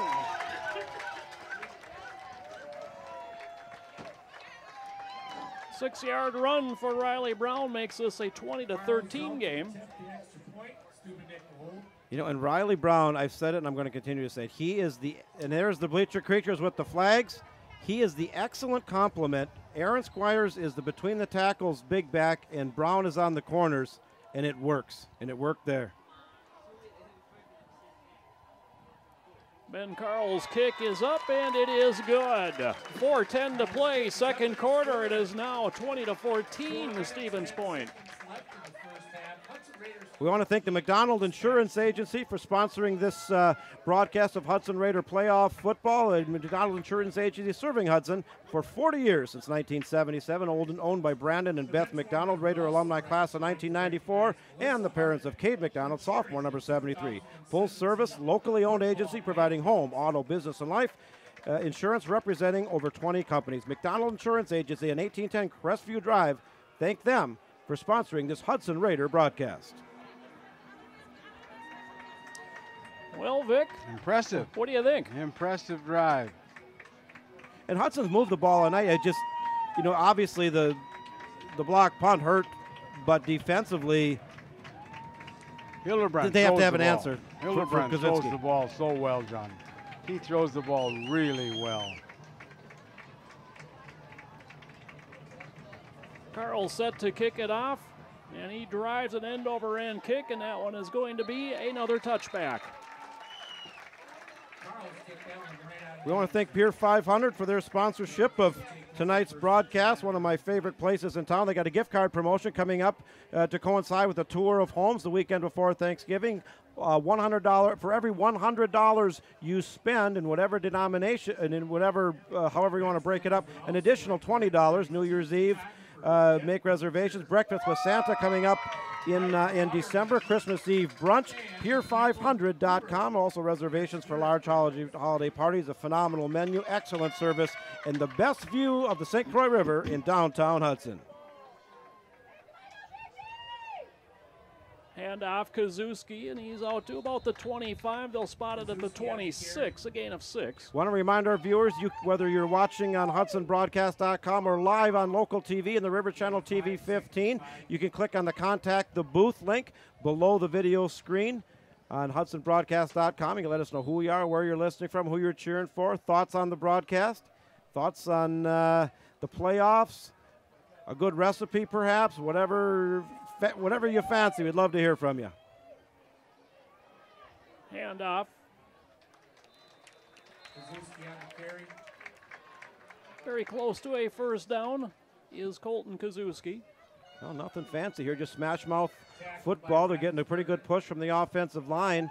Definitely in no hurry here with the 20-14 lead, 3:31 to go. They did give them the first down in that. 14 carries tonight for Colton Kazuski. Should come as no surprise. Of course, Hudson's still got their full complement of 3 timeouts to utilize if needed. Kazuski off the left side, tries to cut back and is taken down at the 32, a gain of 2. Got some more score updates coming in. We want to pass along. Rice Lake forces a fumble for a touchdown. The next play, they're leading 14-7 over Merrill. Menominee is squeaking by La Crosse Central, 33-0 in the first half. Coach Joe Labuda and the Menominee Mustangs continue to roll. Boy, Jonah Becken, Alonzo Manson in on that tackle. Becken absolutely sold out from the linebacker position on that one. They fake to Kazuski, wanting to throw. Goodbow nearly got there, and that pass is intercepted. Alec Colander. And he's got it back to the midfield stripe. That being Alec Colander, 5'11", 160-pound senior defensive back, was Johnny on the spot, and that throw was hurried and forced by a blitz by Cole Goodbow, number 94. Yeah. Goodbow actually caused that interception. Good pressure. Plenty of time to score for Hudson. Well, 3 timeouts.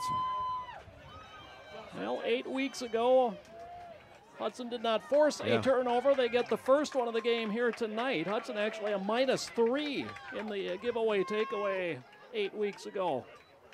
Hilterbrand wants to throw, swings it out.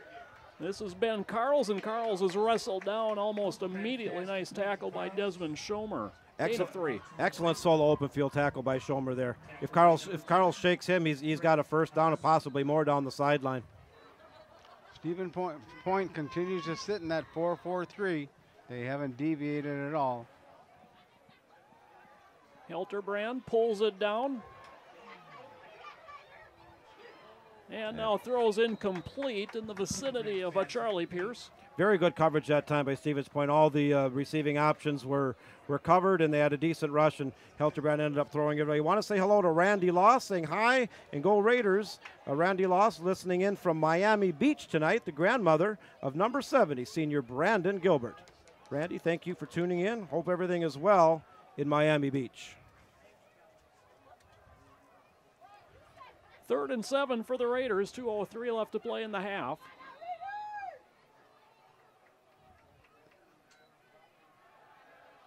Hilterbrand over the middle, and it is dropped. Ben Carls had a first down.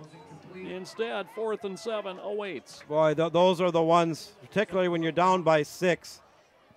The playoff game, you got to bring those in. It's a good throw. Very good throw. And Hudson's really abandoned the running game a little bit here in this drive. They really have. Of course, your quarterback is 9 for 12. Yeah, after I know. that I mean, I get it. Yeah. Well, here they're going to go. 4th and 7, they go for it. Hilterbrand, look out from behind, and he gets hit as he was trying to throw. It's incomplete, and Stevens Point takes over on downs. It's easy to say after the fact, but I think he had an open field in front of him. He should have took off. I think he could have ran for it. Been very close because the safeties they had several yards would have had to close in. It's obvious he wasn't aware of the person coming up behind him. Yeah. Another person to thank for the bench warmers. Let's hear it for Sean Peacher. So now Stevens Point in great field position, 1st and 10 on their 47. They have all 3 timeouts and a minute 53 with which to work. Looking forward to the interview with Ethos Performance at halftime, but first we got to stop Stevens Point from increasing their lead. Kazuski, and he is taken down by Goodbow, a gain of 2 on the play. They're doing a better job on Kazuski here after he torched him on that big 80-yard run there, and they're containing him reasonably well now. Well, you notice how tight we are to the line of scrimmage. We definitely have moved. We've moved our linebackers and our safeties up. And the Panthers have yet to prove that they can go to the air with any success thus far.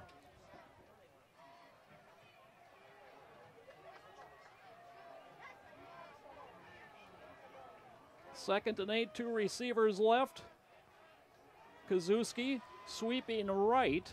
He is into Hudson territory to the 46. That's a gain of 5. Sets up 3rd and 3 as the clock continues to run. Yeah, and they're definitely not in a hurry up. Well, they shouldn't be. They're sitting on a lead. But if Hudson can stop them here, do you burn a timeout? And maybe they'll go for it on 4th. I don't know. Maybe just try to get out of this and down by 6. I think coach would be happy to regroup and win at halftime down 6. Stevens Point will get the ball to start the second half. As they come to the line, 3rd and 3.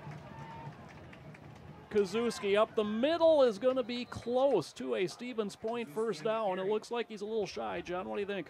Well, I got a pretty good view of it right here with forward progress. It's all kind of, well, I don't know. Now, according to that spot, he's about half a yard short. And a timeout has been taken by Stevens Point.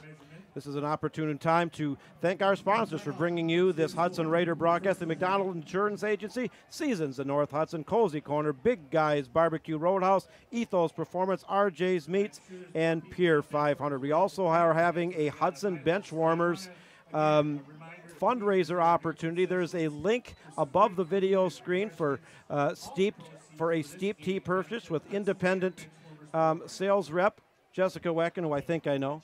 And 10% of all of the purchases between now and Sunday night will be given as a donation to the Hudson Benchwarmers. Of course, the Hudson Benchwarmers, the fundraising arm of the Hudson football program. They do a lot of people doing a lot of things behind the scenes to make this program the best it can be, running concession stands and fundraisers and dinners and kicking additional money into the program for coaches and equipment and traveling expenses and things. And if you're interested, hudsonfootball.org. Become a Benchwarmer. It's an all-volunteer organization. Become a part of the Hudson Raider program. Okay, they've got Panthers a double split. line up to go for it on 4th and a yard. Handoff, Kazuski, second effort. I think got it for him. From my vantage point here, he got it by half a yard. Referees look at it, and they're going to measure it.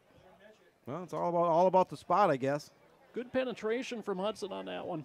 They really did. We got another score update coming in here. And the Bayport Pirates, undefeated and ranked number 1, 21-7 over Eau Claire Memorial. Menominee continues to roll against Lacrosse Logan, 39-8. That one isn't even at halftime yet. But Eau Claire Memorial thus far hanging with number 1 seeded. Oh, my. Bayport. Very close. Is he It short? is Hudson He's short. football. They stopped him. He's short. Wow, boy, from my vantage point, I thought he had it. Not that I'm complaining, but well, not a whole lot of time to work with here. 23.5, but Hudson does have the full complement of timeouts. Time to throw. Time to throw a couple. And Kaiser Helterbrand has definitely shown he can do that, and whether it's Carls or Steubendick or Pierce, or maybe you run Aaron Squires on a curl pattern out of the backfield, or Riley Brown, you know, multiple options. Stevens Point's going to back up, well, let's see here. Yeah, backing up 5. Trip receivers right. Helterbrand with time now. Whoa, that collapsed in a hurry, and he is finally sacked back at the 39-yard line. Jack Kelly celebrating. Stevens Point 3 deep that time, and they just kept backing up as soon as the ball was snapped. They're going to play a 3 deep zone, and they're not going to let anybody get behind them. And that will take us to halftime. Your halftime score, Stevens Point 20 and Hudson 14. Well, we'll kind of recap the scoring here. We're going to have Nathan Bryan and Dan Teese from Ethos Performance come on in. We're going to catch the Hudson Radiers perform at halftime. We'll have them on, and then be glad to have Ethos Performance. We're going to talk about a few things here at halftime. And Joe, why don't you go ahead and just recap the first half. Hudson took the opening kickoff, John. 11-play drive. Field goal, however, was blocked. They came up empty. First time that Stevens Point got the ball, they just drove it down on the ground. Colton Kazuski took it in from 6 yards out. Kick was blocked. It was 6-0 Stevens Point at the end of quarter number 1. Hudson on the following possession was able to punch one in. Max Steubendick took it in from a yard out. Ben Carl's kick gave Hudson a 7-6 lead. And on the very next play from scrimmage, the Hudson lead did not last long as Colton Kazuski took one 80 yards into the end zone. The Keandre Porter kick gave the Panthers the lead back at 13-7. Stevens Point, Panthers holding a 20-14 lead over the Hudson Raiders. Level 1 Division I football here at brand new Hudson Field, and I'm pleased to be joined from Ethos Performance. Dan, is it Teese? Yes, sir. Dan Teese and Nate Bryan, of course. Ethos Performance. Well, first off, I want to thank you for sponsoring this broadcast of Hudson playoff football. And tell me, we'll start out about Ethos Performance, what it is, what motivated you to start it. Yeah, we started Ethos Performance after being involved in the community for years. I'm originally from Hudson. I'm a Hudson Raider. Played multiple sports being here, and then just wanted to get involved in the community and support our athletic program. Dan and I met in the community about 7 years ago, and just had a shared passion for helping athletes achieve their goals, working on sports medicine and the like. And I'll let Dan introduce himself. Yeah, so like Nate was saying, we were fortunate to meet up. We used to work in the area at a sports medicine clinic here in this area, and had the fortunate pleasure to be part of some of the sports medicine initiatives that you now see today. And so it's always been a passion of ours, and it's just something that we've really kind of latched onto. And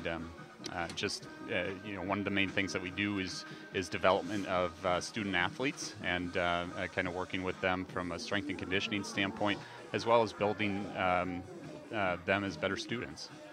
Now, you've worked with multiple Hudson Raider football players. Can you speak to some of them that are on the team right now, maybe even from years past? Yeah, we've got a great group of guys out there on the field contributing tonight and contributing every week. We've got guys on both sides of the ball, and we're very thankful to be able to work with them and have a positive impact on their life.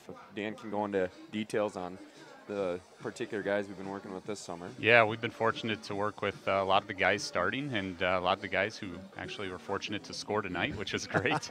So it's always nice to see them do well. It's always, and if they don't do well, we kind of let them hear about it too. But yeah, it's certainly been a pleasure of ours to kind of see this team just do so well over the season, continuously get better, continuously challenge themselves to get better, and certainly we're pleased with some of the athletes that we've been fortunate to train over the last year and a half. Now, you certainly don't work with just football players. You have a training regiment and a plan for all types of athletes. Absolutely. So, we love working with the athletes. One of the other hugely rewarding aspects of our job is we work with a lot of adults, and that's from anywhere from doing motion analysis when it comes to people looking to get competitive into running, run some community races. We also have we call it our Infusion Fitness group, and we meet 5 to 6 times a week, and it's geared towards adults, and we use a research-based approach to our training methods, and then we also integrate a lot of things that other people don't. So we have aspects of Pilates, we have aspects of high-intensity interval training, we do traditional strength training, we work on flexibility and movement training. So in the space we have in downtown Hudson, we're able to offer a lot of different things. It keeps it fresh, it keeps it exciting, and people keep coming back. Kind of our initial cohort that started is coming up consistently on a year now, which is fantastic. No, to find Ethos, you're at the Riverview Athletic Center in downtown Hudson. Yeah, that's correct. So we were fortunate to collaborate with Riverfront Athletic Club. Down there at the gym, they kind of have a nice area where we can do quite a bit of the performance training. It's a great location. We've been able to work with those guys for the last year and a half. It's just been a great working relationship down there. Ben Carls is going to try to kick off the second half. The wind blowing the ball off the tee, and we'll get that reset. Well, while we're working on that, I got some scores to pass along. We'll get now it blew off again. I guess I can do that right now. Appleton North all over Green Bay Preble. That looks like the number 2 seed Appleton North Panthers are going to move on 28-0 over Green Bay Preble. Menominee all over La Crosse Logan 45-8. That one at halftime. Also at half, the Neenah Rockets 10-7 over Wisconsin Rapids, and Durand 24, Cumberland 14. That one in Division 5 tonight. Carl's kick, and he booms. Another touchback. He's 3 for 3 tonight. Oh, Carl's has got a tremendous leg. I mean, we've seen him kick field goals in pregame of 45 and 50 yards, multiple times. Yes. Well, kickoff, they're 60-plus yards in the air. I think this first drive for Stevens Point is so imperative. I mean, it's so imperative for this Hudson defense to see if they can go 3 and out. What adjustments will be made? What are the seniors out there on that defensive unit that is going to say we have to rise to the occasion and stop Stevens Point? This is still anyone's game. 1st and 10 from the 20. Handoff, sweeping. Kazuski gets to the corner and is tackled right there. Give him 2 on the carry. Nice defensive shift that time for Hudson. Good ball on the tackle. 2nd and a long 8. Cole Goodbow with the tackle for Hudson. 2nd and 8 coming for the Panthers.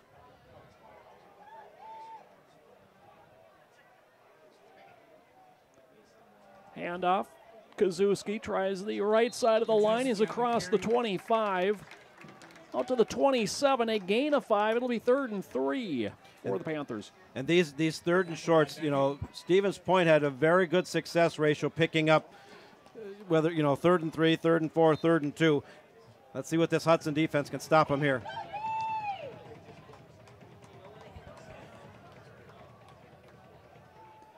Up the middle, Kazuski gets stood up. He is dropped shy of the first down, 4th and less than a yard. Shy.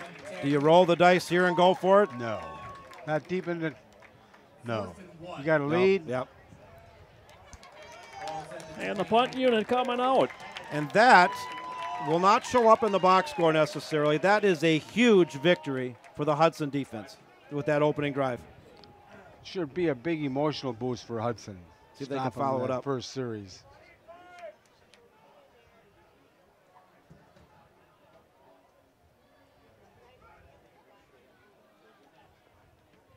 Toth hits a knuckleball. It comes down, and it is covered at the 43-yard line. Coach Adam Cowles doesn't have a whole lot of hair left, but he's going to pull out whatever's remaining if a couple more players end up doing that. Luckily, no harm, no foul, but that is not what you want to do on a punt return. Cole Wright down defensively for the Panthers. He was the Defensive Player of the Year in the VFA. Stubendick in motion. The handoff goes to Squires, and Squires is out to the 48-yard line. Give him 4. Joe, you ran down the statistical first half for Hudson. It's basically a 50-50 split, and that's very different. That's a deviation from traditionally what Hudson does. 2nd and 6 for the Raiders. Stubendick again coming to motion. Again, it's Squires. Squires is into Panther territory and taken down. Be 3rd and a long 2 for Hudson.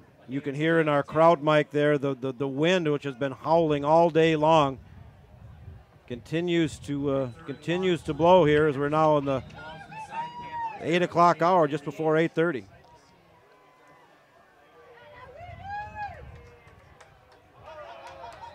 And the flag comes, and Hudson will gain a first down via penalty. How many penalties is that on Stevens Point tonight?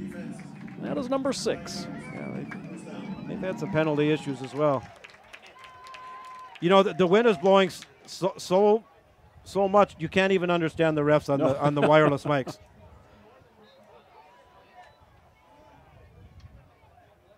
Stubendick in motion. They fake the handoff to him, and it's Hilterbrand right up the middle, and he's inside the 40 to the 39, and another 4-yard gain for Hudson. And that's that quarterback drop play. We were talking about that off air, and I believe we mentioned it in the pregame as well. They've really mixed that into their offensive play calling, and they've had pretty good success with it. Hilterbrand's a big kid. The blocking up front was there. They'll take that. Now, because of the penalty, now we're, 3rd and 7. Excuse me, 2nd and 7. This time it's Brown in motion. The handoff again to Squires, kind of stumbles as he cut it back to the right, and he dives ahead to the 36, where it will be 3rd and 3 Raiders. Well, do you go to the air here, or do you keep it on the ground? Well, it depends on if he's going to go for it on 4th down. If he's going to go for it on 4th, he may as well run it on 3rd. 3rd, about 3.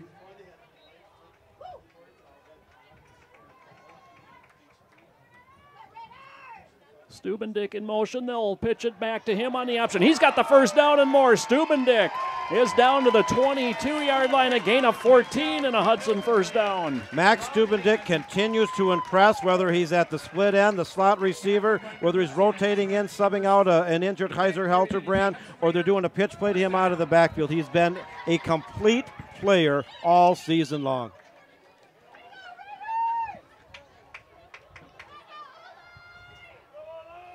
Stubendick in motion, handoff Squires. He gets hit and is able to fall forward for a yard.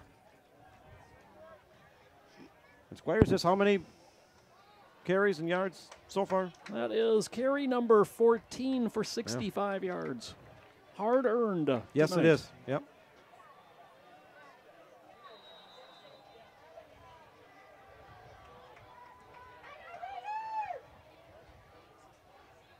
Looks like they're changing the play call here. Stevens Point's bringing the linebacker up. Now he backs off. Hilterbrand to throw, steps up, he's going to keep, and Hilterbrand, ooh, he absorbs a pretty good lick there at the 15 as he picks up 7. 15-yard line. Tackle by number 41, Parker DeRue. And I think even if Hudson can come out of here with 3 points, clearly they want a touchdown, but you know, they're inside the red zone now, well within field goal range. The pitch back, Stubendick, nowhere to go, and Hilterbrand got absolutely buried by Parker DeRue after he let go of that one. Excellent defensive penetration that time by the Panthers. Decision time here.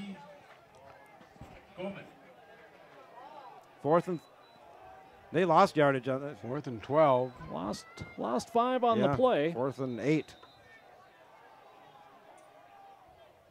4th and 8, you're correct. Yeah, you know, let's see, 10, 30, 37-yarder. Is my math right? Yeah, with the win, but the offense stays on the field. Brown in motion, they will go for it. Hilterbrand, and he runs out of time as the pocket collapses on him. And again, Stevens Point takes over on downs. You know, if ifs and buts were candy and nuts, it'd be Christmas all year. But if you could have that play back to me, I with the wind at your back, and the way Carls is kicking, I try the field goal. That potentially could cut the gap to 3. Much more than 3. But I mean, that's easy to say after the fact. You know, now the defense is going to have to rise up again. 6:10 to play in the third quarter. It is 20-14 Stevens Point. Handoff Kazuski up the middle. And Kazuski stood up at the 27. Gain of 4 on the play. Dave Loss watching from Corpus Christi, Texas tonight. They have special interest in grandsons Brandon and Blake Gilbert. And he says, go Raiders. Dave, thank you for tuning in down in Texas tonight. Wherever you're tuning in from on HudsonBroadcast.com or locally here on TV 15, the River Channel. Thank you for spending part of your Friday night with us for Raider playoff football.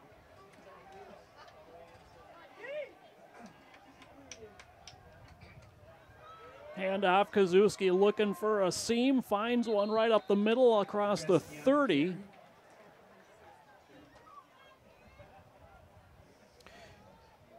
You know, they're not doing anything fancy. They're just very methodically, you know, smash mouth between the tackles, running.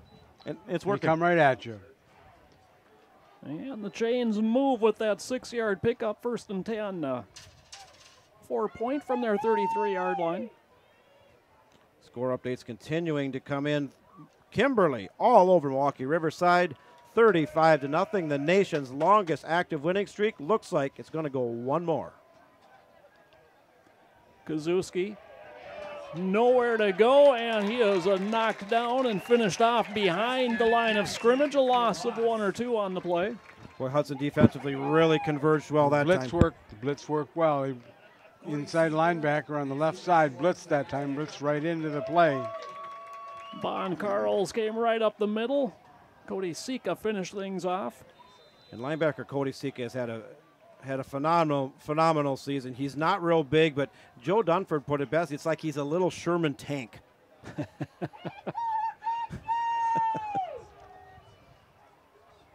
2nd and 11 for the Panthers. Straight keep from the quarterback, and stepping up, Jacob Dalton levels him. Nice hit there by Jacob Dalton. Of course, his father being Ron Dalton, president of the Hudson Bench Warmers, and we want to thank the Hudson Bench Warmers for all they do. We're running a fundraiser to raise some money for the Bench Warmers. We got some excellent Christmas gift ideas, and 10% of all sales we now on Sunday night will go to the Bench Warmers. Click on the link above the video screen on HudsonBroadcast.com. Big defensive down It is. for Hudson. 3rd and 6 for the Panthers as Brady Woyak picked up 4. Handoff, Kazuski trying to get to the right side, cuts back, and he will have a first down. That's how you run the football. And Hudson had, I think, a good defense called. Looked like they had an opportunity right at the line of scrimmage. They did have an opportunity, Joe, at the line. He broke a tackle and then picked up 6. Zeke Schwartz finally able to get him to the turf, but the chains do move. Fresh set of downs for the Panthers as we approach the 3-minute mark remaining to be played in the third quarter. Of course, you got to remember, you're trying to bring down a guy who's 6'2", 192 with speed. They fake to Kazuski. Woyak tosses it out. Zakaruski juggles it, catches it, and is out of bounds. Very close to the midfield stripe. We want to thank Seasons in North Hudson for sponsorship of this game, serving the greater Hudson area since 2010. They have their 8th annual Halloween costume party coming up Saturday, October 28th. Live music at 8, costume judging at 10. And let Seasons Tavern cook for you on Thanksgiving. They take reservations. They have a Thanksgiving buffet from 11 to 5. One of my favorite places to hang out, Seasons in North Hudson. 2nd and 7 Panthers. Handoff. Kazuski into Hudson territory. Majeski on the carry. Raider territory at the 48. Gain of 5 on the play, sets up 3rd and 2 for Stevens Point. Another one of these 3rd and shorts. And you probably know what they're going to do here. It's up to Hudson to stop it.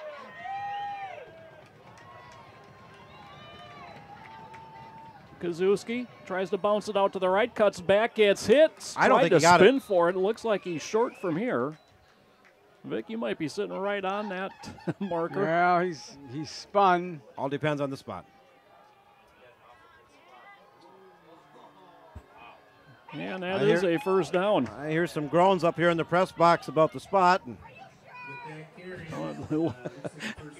looked to me like he got about good 18, 20 inches, but I'm old and my eyes are bad. Well, and actually he got a spot that went against him in the first half. What's done is done. First down, Panthers.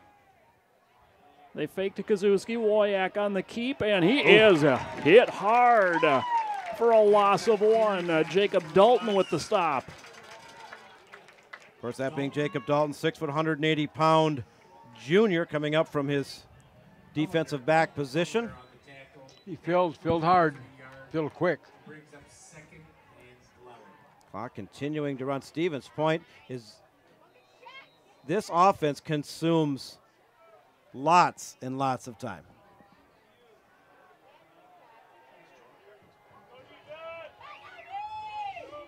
We're down to 1:10 to play in the quarter. 2nd and 11. They fake. Throwing and wide open is Simmons. Simmons is inside the 15, makes the man miss, and is into the end zone. A 47-yard touchdown for Stevens Point. We were wondering when and if Stevens Point was going to have success through the air, as Hudson was trying to key on the run as well. They should, because that's what Stevens Point's bread and butter has been offensively so far tonight. And the Panthers, a little bit of deception there, and it worked wonderfully. Well, we observed Hudson just inching and inching a little bit closer and closer to with their secondary, that line of scrimmage, and Stevens Point finally took advantage of it. Okay, looks like they are going for the extra point here, Joe. Keandre Porter on to attempt that extra point.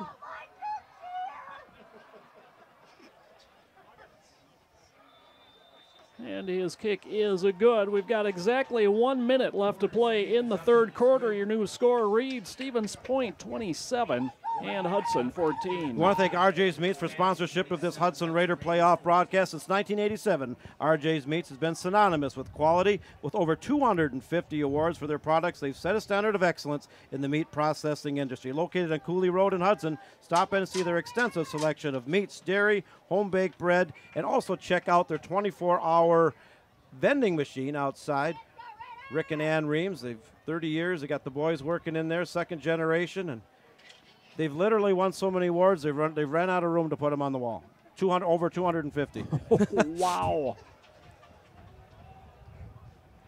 Well, we need a score here. You know, now we're down 2 scores. We're down 13 points, and we have to have points here.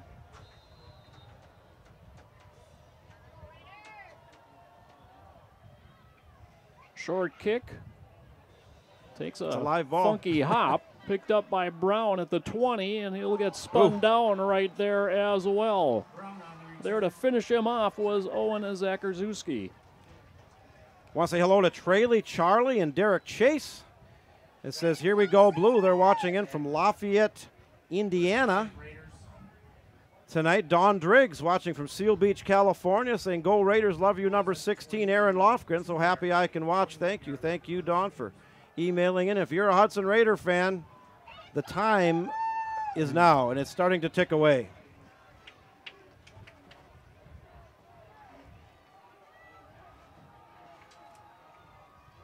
Hand off to Squires, and he is hit and dropped for a yard loss.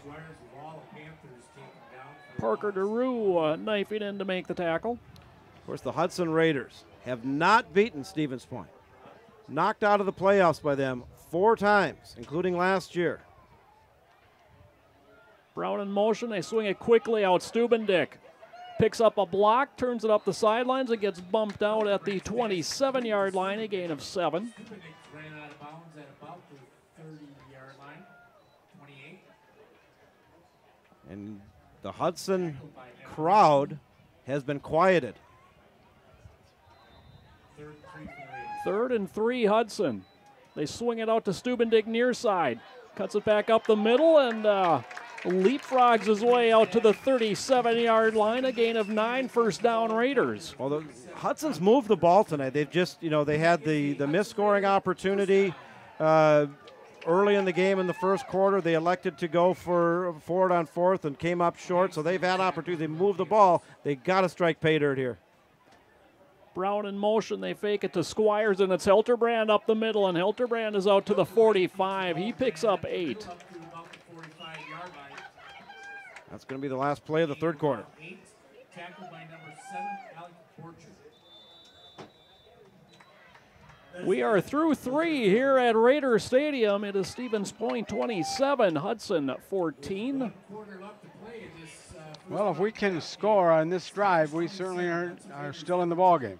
Want to thank Pier 500, the premier dining location in downtown Hudson, the best view of the St. Croix River with their marvelous deck. They're running a gift card promotion. They're going to kick off with the tour of homes that commences the weekend before Thanksgiving. That's a big deal here in Hudson, and they're doing for every $100 you spend in Pier 500 gift cards, they'll kick in an additional $20.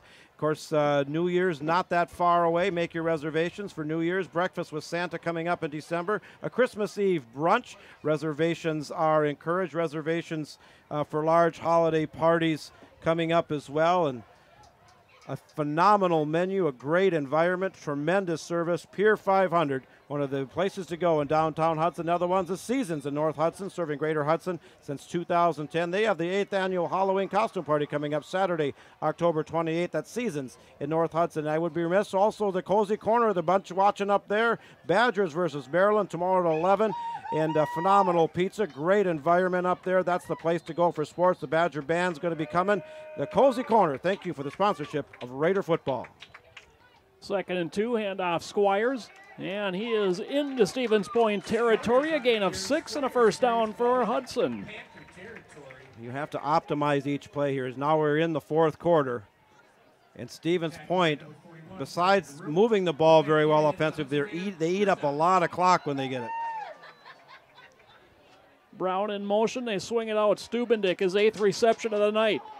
To the corner, and he dives ahead to the 40. That's a gain of 9. You got the clock running still. He didn't get out of bounds? No. Gain of 9, 2nd and 1.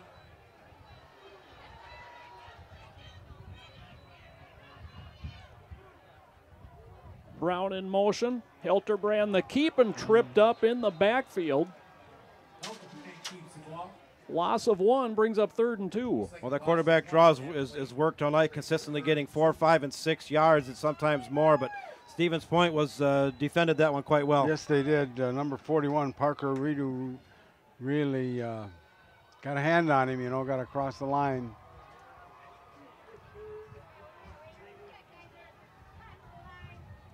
Stubendick comes in motion. They hand it off to Squires, Got and it. Squires lowers the head and the shoulders, drives ahead, and should have a Hudson first down. Well, they needed that one. Aaron Squires, his stats aren't jumping off the page, but he's getting those all-important necessary yards that they need. The senior number 5, of course, he was not on the field in the week 2 loss to this Stevens Point team.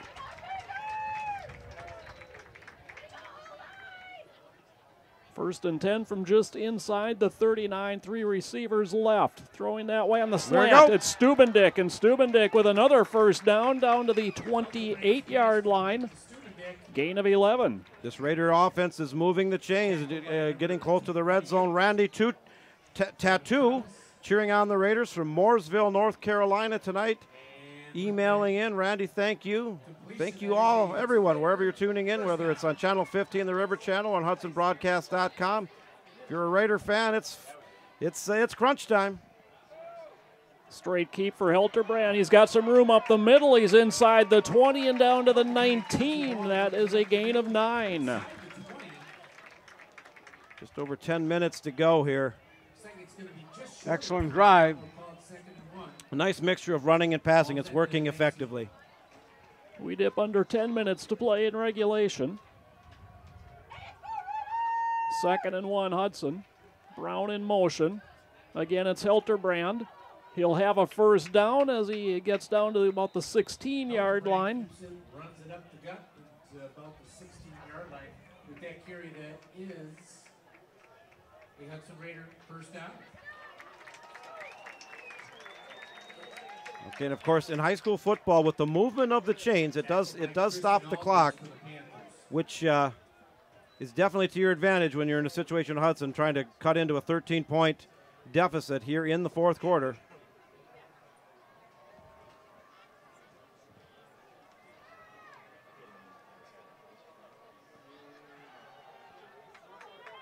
It's Stubendick on the reception, and Stubendick spins his way just shy of the 10. Call it a 6-yard gain. John, when was the last time a Hudson receiver had 10 receptions in a ball game? We've done this 7 years, and I don't know who it would have been or when.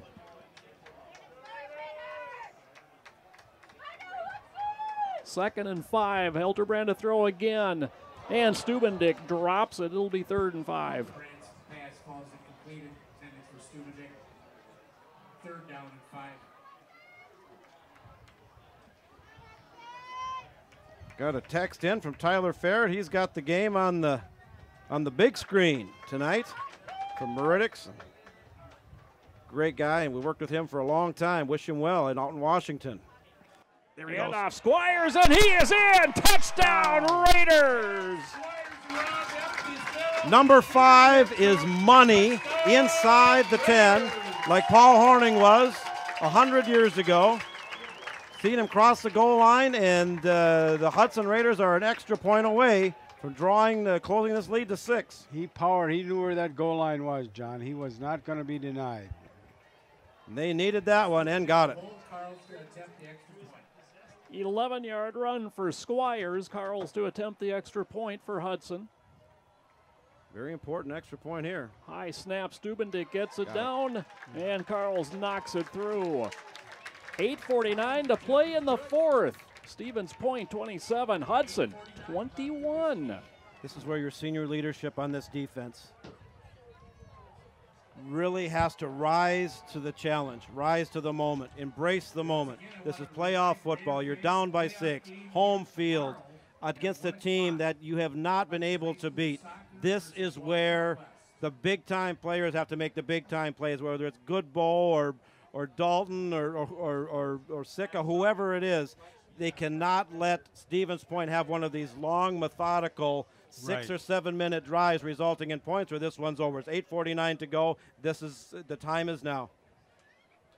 Vic, defensively, Hudson just got burned on a long touchdown pass the last time they were on the field. Inching up, and They were almost forced to do that, though. I mean, Yeah. they couldn't stop the running, so they just moved the line, everybody a little bit closer to the line of scrimmage. Stevens Point took advantage of it.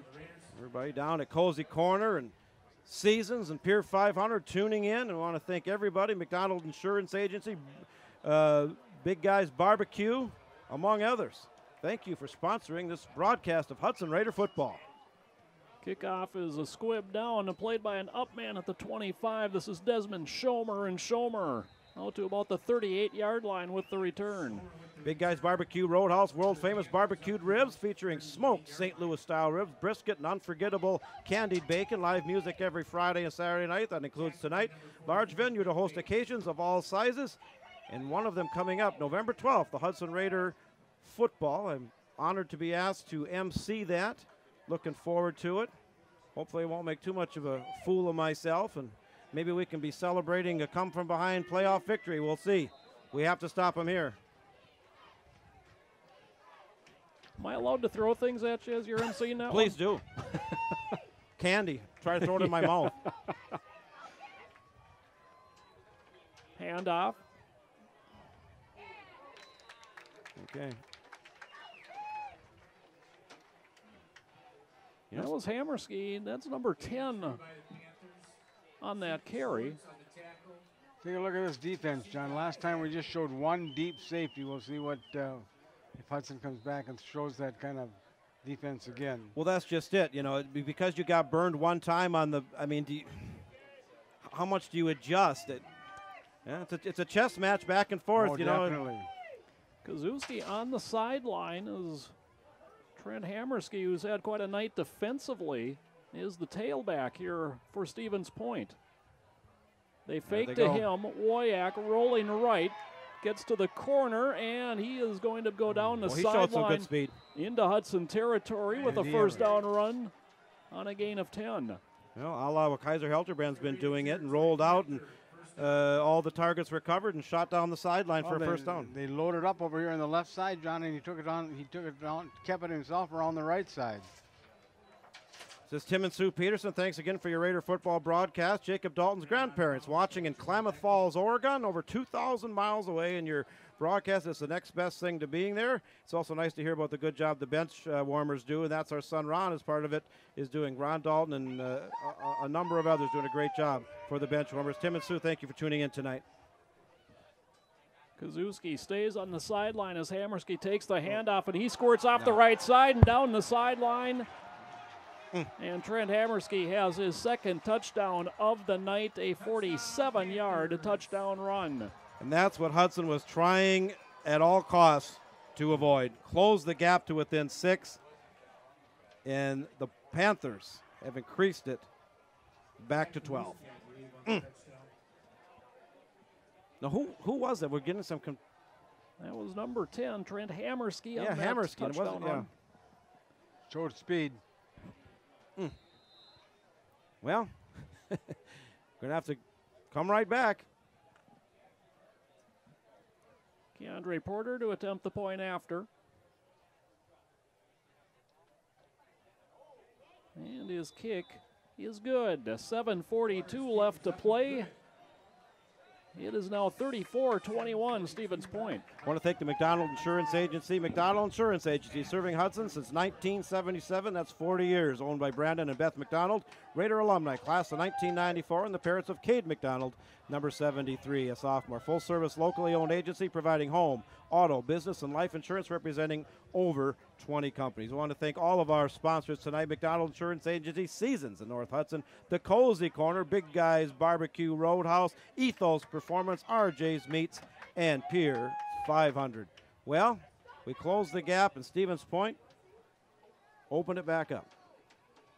Well, in the second quarter, it took them one play to answer back. This time it takes them just a minute and 7 seconds to answer back on a Hudson touchdown.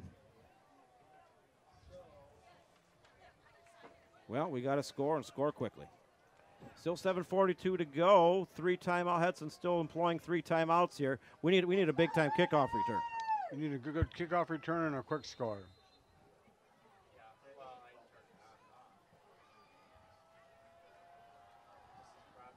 Porter drives it down the middle, and that will scoot into the end zone for a touchback. Raiders will start 1st and 10 from the 20. Going into the MSBN scoreboard, Appleton North in the 3rd. It's a running clock already. Squeaking by Green Bay, and Appleton North is obviously very good. They got the number 2 seed, 35-0 over Green Bay Preble. They'll probably be advancing on the number 1 seed Bayport Pirates. At last we heard, we're up 21-7 over Eau Claire Memorial. Memorial really ended in a slide. We were 6-0 and dropped their final 3. Brown in motion, swung out for Stubendick, and he's out of bounds into the Hudson bench. They'll spot it very close to a Hudson first down. You're gonna have to work the sideline. You know, time is of the essence here. And you really do not want to burn any timeouts. You got to save them if and when you score, you know, to stop it once Stevens Point gets the ball back. Hand off to Squires. And Squires taken down after a yard gain. Cole Wright, Jack Kelly combined to bring him down. Tackled by number 44, Jack Kelly, as well as number 70, Cole Wright. And you want to keep the defense honest, but when you know, get a few yards there, that's a lot of clock. Pitch to Brown, trying to find that corner. Finally turns upfield and runs out of bounds at about the 34. Looks like they'll spot it at about the 35. Jack Kelly. 3rd and 5 Raiders. And it goes without saying to me, you're in 4-down territory. Oh, it's not a doubt. 3 receivers left. Looking that way, throwing over the middle. Stubendick with the reception. That's a Hudson first down out to the 43-yard line. Gain of 8. Reception number 12 tonight for Max. Why Stubendick. is that clock running when the chains are moving? That clock is supposed to stop with the movement of the chains. Dead? Okay.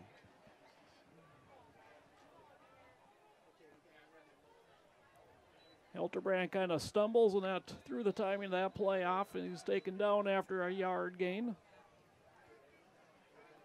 You got to go hurry up here. 6:35 and counting.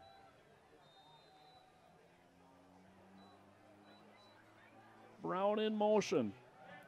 Thrown over the middle, it's caught. Charlie Pierce into Panther territory, a gain of 11.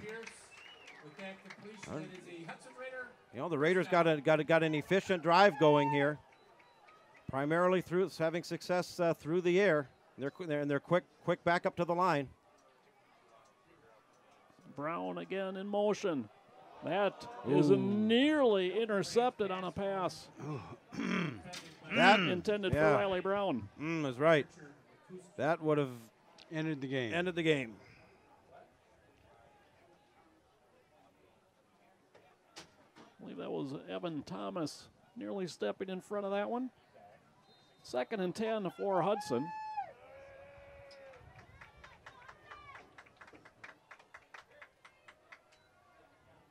Option, pitch back for Brown. And Brown gains 2 before he's dismissed backwards.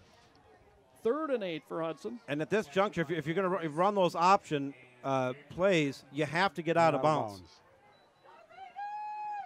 3rd and 7. Stacked up on the left. Looking left, Hilterbrand running out of time. Throws caught by Riley Brown, very close to a Hudson first down.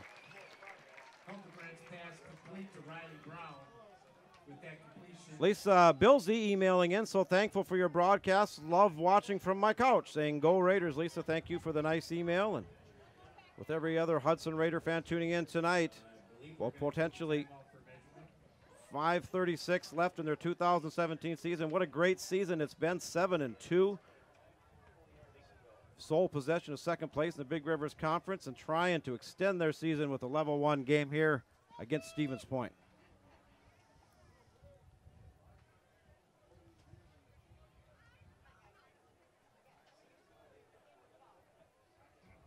Measurement and short looks like by they're about 6 inches short. Well, 4th and less a foot. Yeah. Yeah. Oh, no, wait a minute. They're remeasuring? No, they're just Just getting it spotted. spotting the ball. Boy, that's close. They need to get the nose of the ball Yeah. on the other side of the 33-yard line. They got to be quick up to the line. You just snap it and go.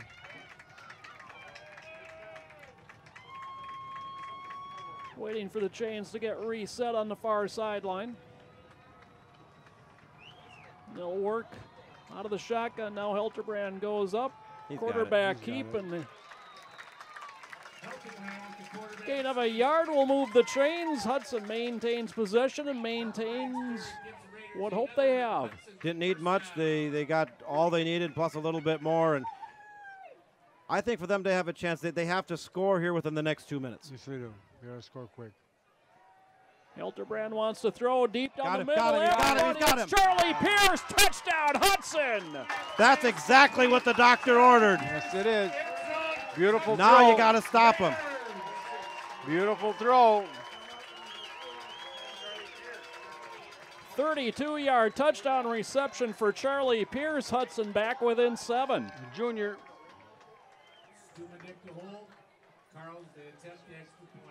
Well, Hudson's did not have to burn any of the timeouts. 3 timeouts, 5:24 to go. We'll see.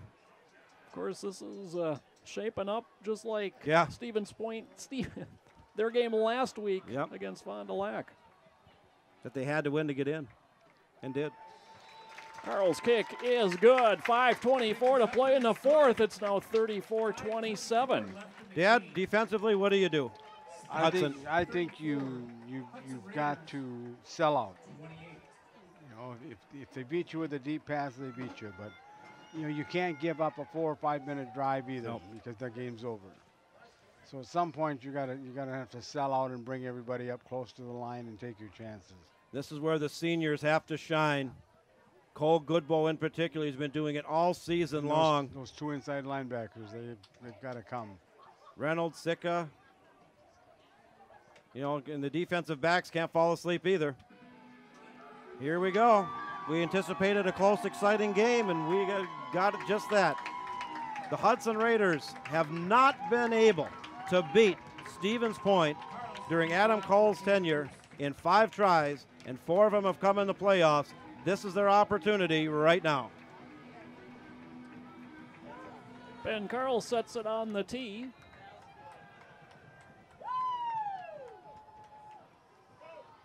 And it's an onside kick attempt. And They got Stevens it. Point had it momentarily. Who's got it here? And it is Stevens Point football at the 47. Good strategy. There are a lot of guys around the ball. Yeah. It was close.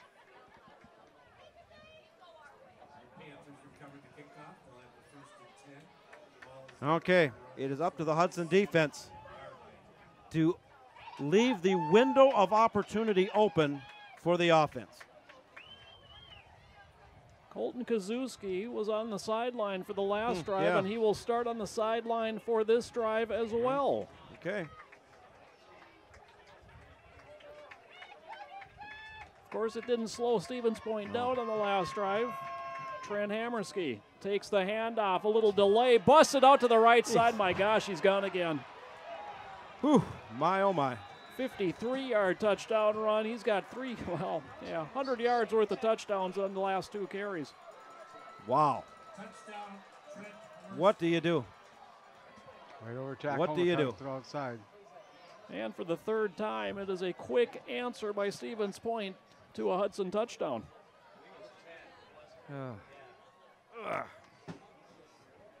That was a tough pill to swallow.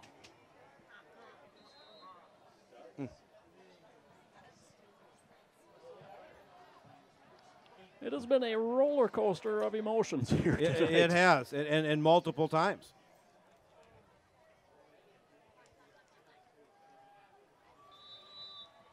Porter's kick is good. 5:15 left to play. It is now 41-28 Stevens Point.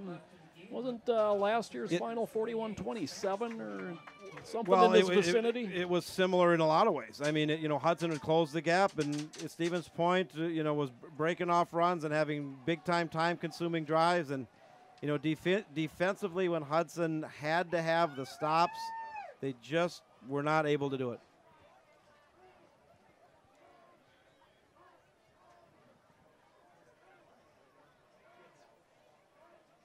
Well, once again, we the get a offense kickoff will return. have to strike quickly.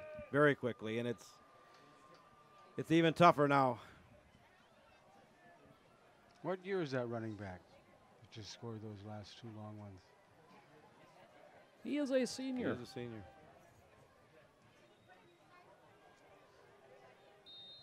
Definitely showed some speed once he got through the line.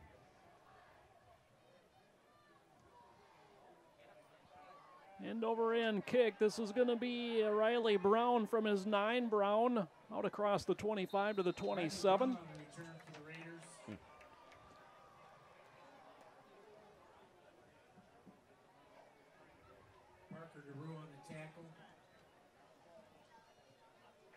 Well, it's tough to pull one out when you give out 41 points, but that's exactly what the Hudson Raiders are going to have to do here. Score quickly, and they still do have the 3 timeouts, but the window of opportunity with each second that ticks off is closing. Helterbrand throws. Boy, behind got it. Stubendick, He and he got it. makes a nice sliding catch out at the 41-yard line. How did he pull that? How many catches does he have tonight? 13. That is number 13. My goodness. The senior Max Stubendick, he's done it all season long.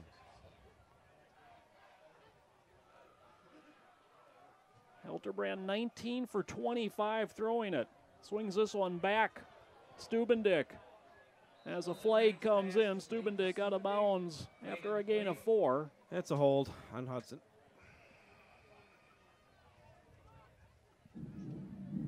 Holding. Offense. Number 14. 10-yard penalty. First down. Charlie Pierce called for the hold. 10 yards from the spot of the foul. Makes it 1st and 19 for the Raiders, 4:48 to play.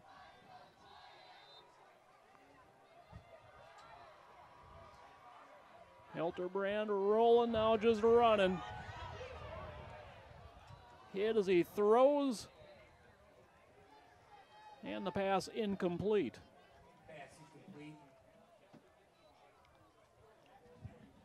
Second and 19. That was Jack Kelly defensively chasing Helterbrand down. Well, they can tee off now, and they know that Hudson's going to throw. Second and 19. Defensive end and linebackers, they're coming.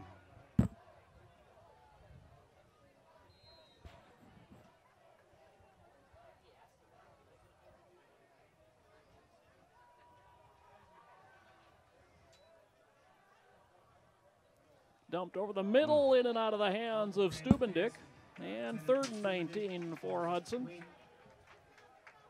3rd down and 19. Yeah, a lot of sad faces out there right now for the Hudson Raiders. Home game number 6 this season. Had 5 of the 9 here, and then this playoff game at our new stadium. Riley Brown on the wheel route, and he's got a Hudson first down on Beautiful a gain wheel of 21. Beautiful wheel route. And the pass was there too. Hudson Raider, first down. It's Riley Brown's 4th catch of the night. On the tackle for the Panthers. Well, the Hudson's forced to do it all through the air at this juncture, really.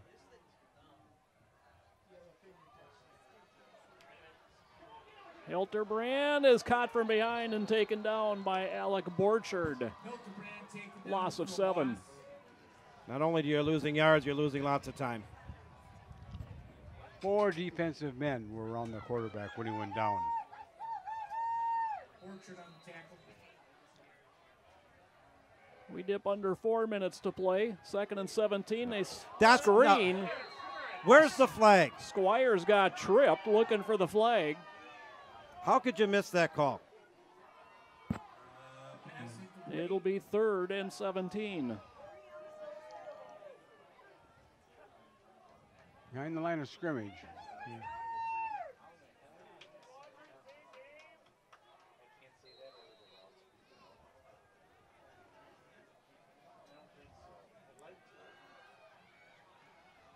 Over the middle and incomplete. Too high for Carls. Sam Simmons got a hand on it for Stevens Point. 4th and 17 with 3:51 to play. Well, this is the season right now. Trips. He can get time to throw it. Throws this one up for grabs. Got It's it. Stubendick, and it's a first down, Raiders. Wow. 30-yard connection. Stubendick is Running left and throwing right. He has to have. He definitely has to have a playoff record for receptions, and maybe even, a total record.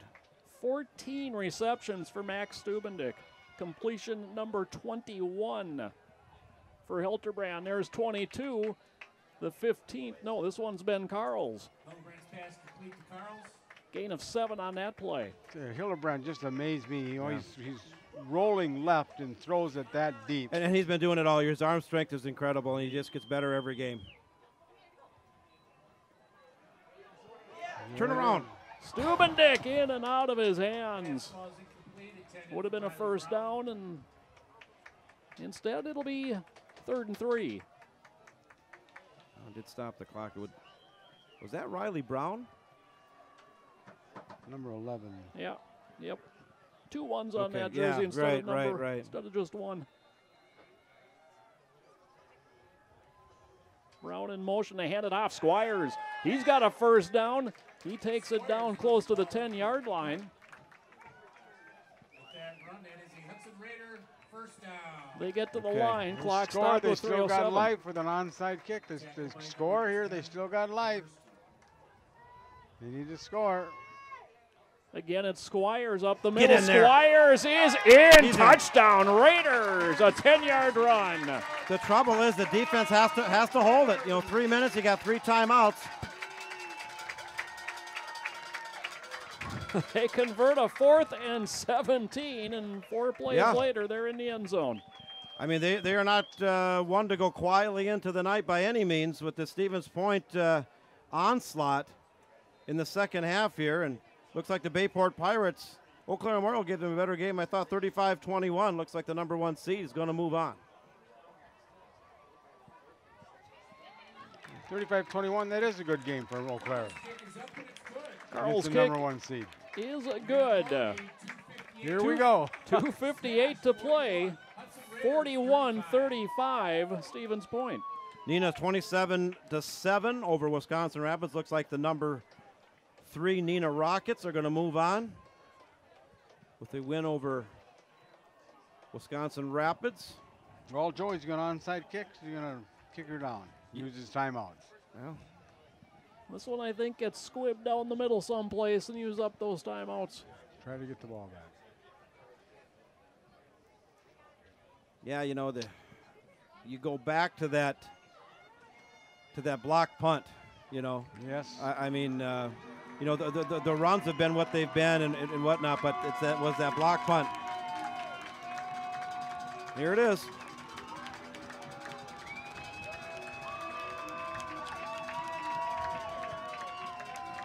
They got their hands team in there, I suppose. This time, 10 of them up very close to this kickoff.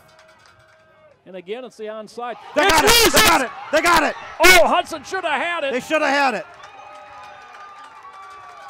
I think a Stevens Point player. No, Hudson comes out of the bottom of the pile. It's Raider football. Boys. No, they pointed towards Stevens Point. They're talking about it. It is Hudson football. Well, get it right. There's 4 of them standing there. Actually, it didn't go 10 yards, but they touched it and pushed it. That's right. If they touch, it's a live ball. It doesn't matter. It could go 5 inches. Right. There is hope. Well, and now those 3 timeouts. Boy, and if you're Stevens Point, whoever came up on that really blew it.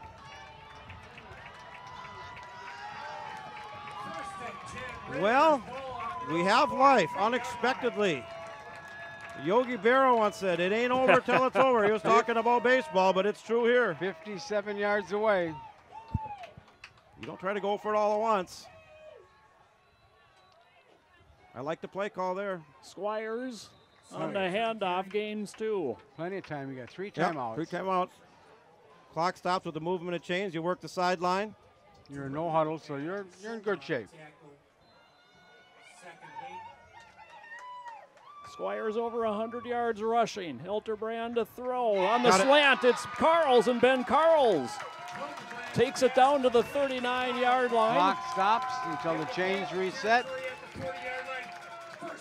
You have to keep your composure. You got 2.5 minutes to work with the stoppage of the change, work the sideline, and 3 timeouts. Both teams with the 3 timeouts. Gain of 15 on that play.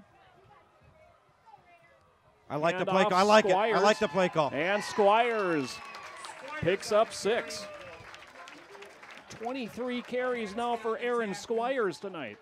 And as they've done all season long, this is where that hurry-up offense really comes to fruition because they've been running it all season long, regardless of the game situation.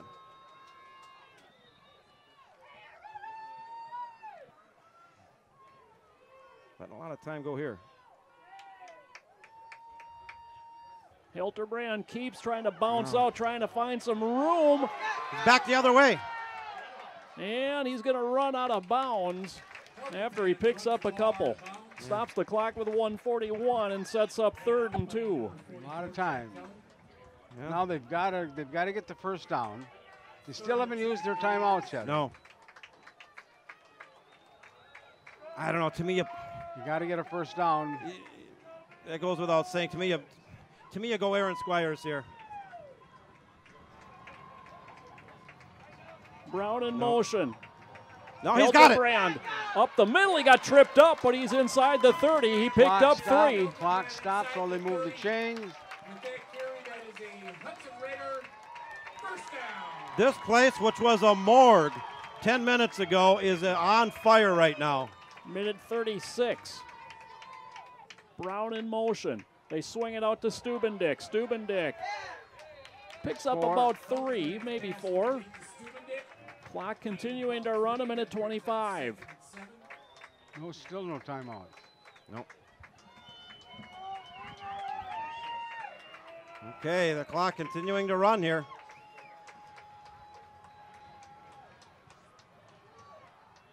Hilterbrand has Carls. And Carls is spun down immediately, but he caught it at the 18. That is a Hudson first down. Pitch and catch of 10. Stops the clock momentarily at 1:04. Okay. All right. You wanted an exciting game. You got it.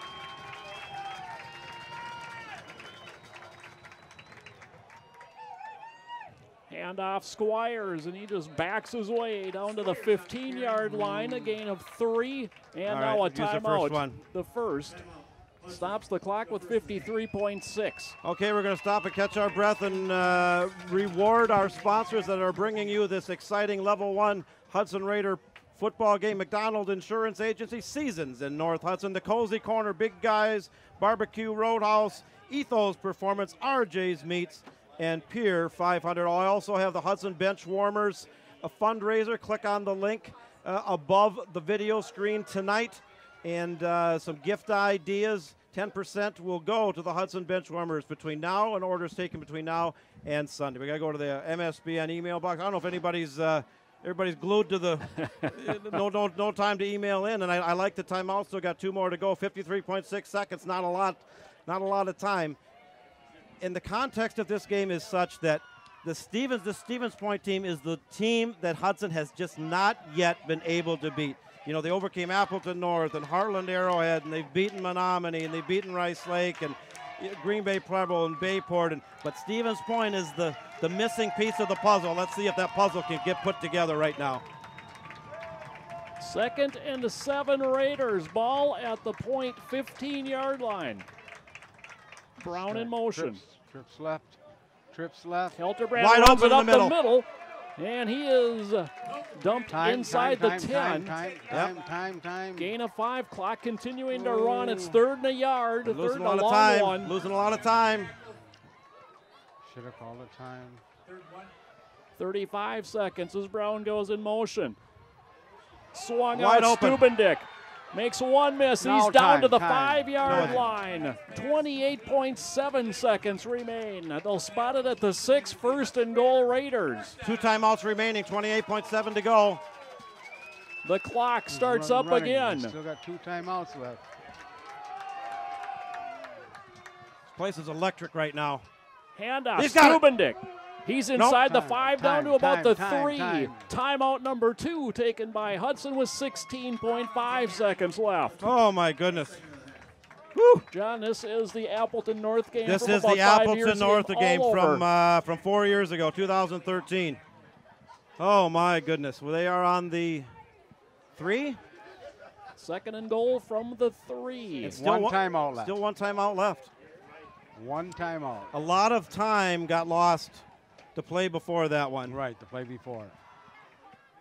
I thought they were going to call time, and they didn't. Wow. Which, if they convert, is a good thing. Yeah, The- well, yeah, I mean, A screen? You guys screen very often? oh, Don't, do you? well, I don't know. My, oh, my. What a ball You game. got time for 2 runs. You got time for 3 passes. What are you going to do?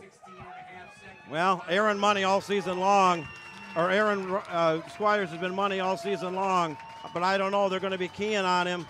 Do you play action off him and roll out? We'll have to see.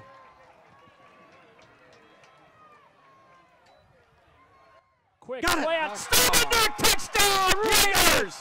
Woo! Where's the flag coming in?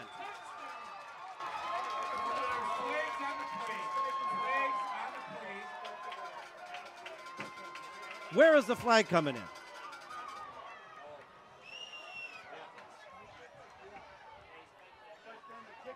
And we will wait to see what the indication is.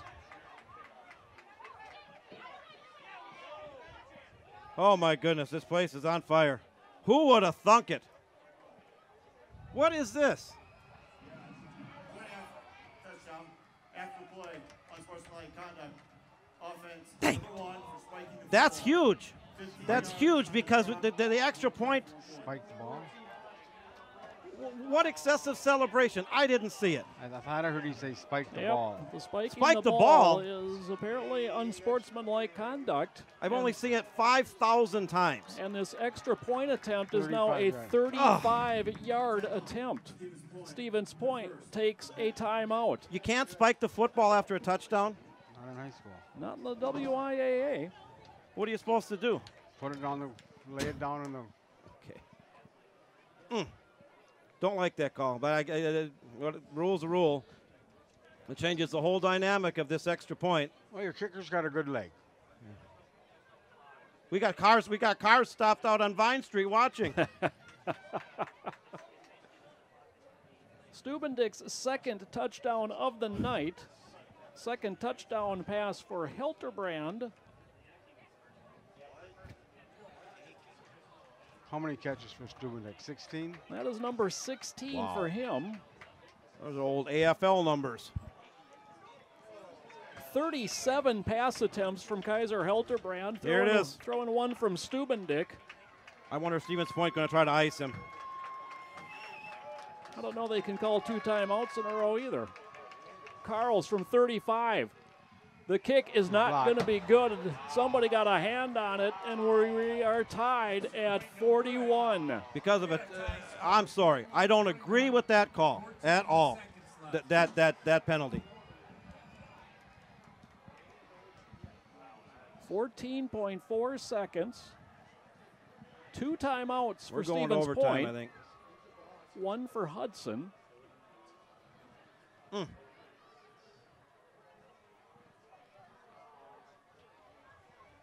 A 27-point 4th quarter for Hudson.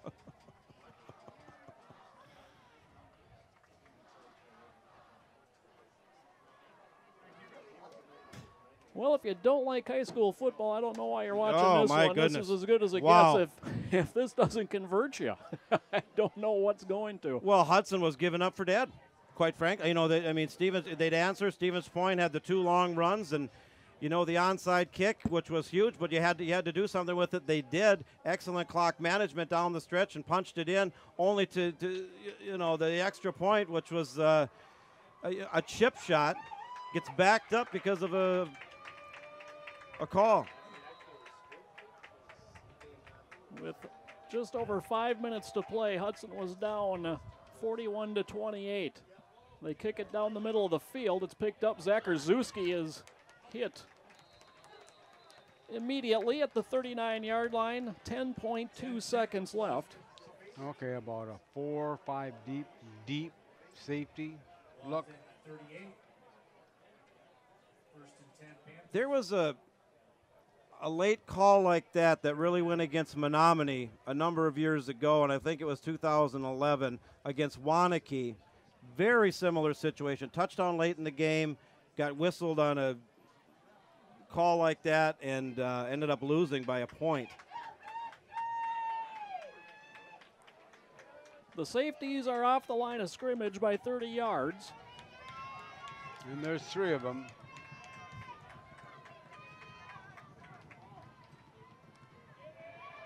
Woyak steps up in the pocket, throws deep down the middle, and the ball is tipped up. It gets knocked around, Hudson has it. and it's intercepted by Hudson. Well, now they'll have one last play. 1.3 seconds left on the clock. What if they win on this? Jake Sasembo gets the interception. Cameraman Adam Stilson doesn't know what to think. His emotions are spent. And everybody here up in the press box, and everybody here at Hudson Raider Field on a windy Friday night in October. A classic matchup.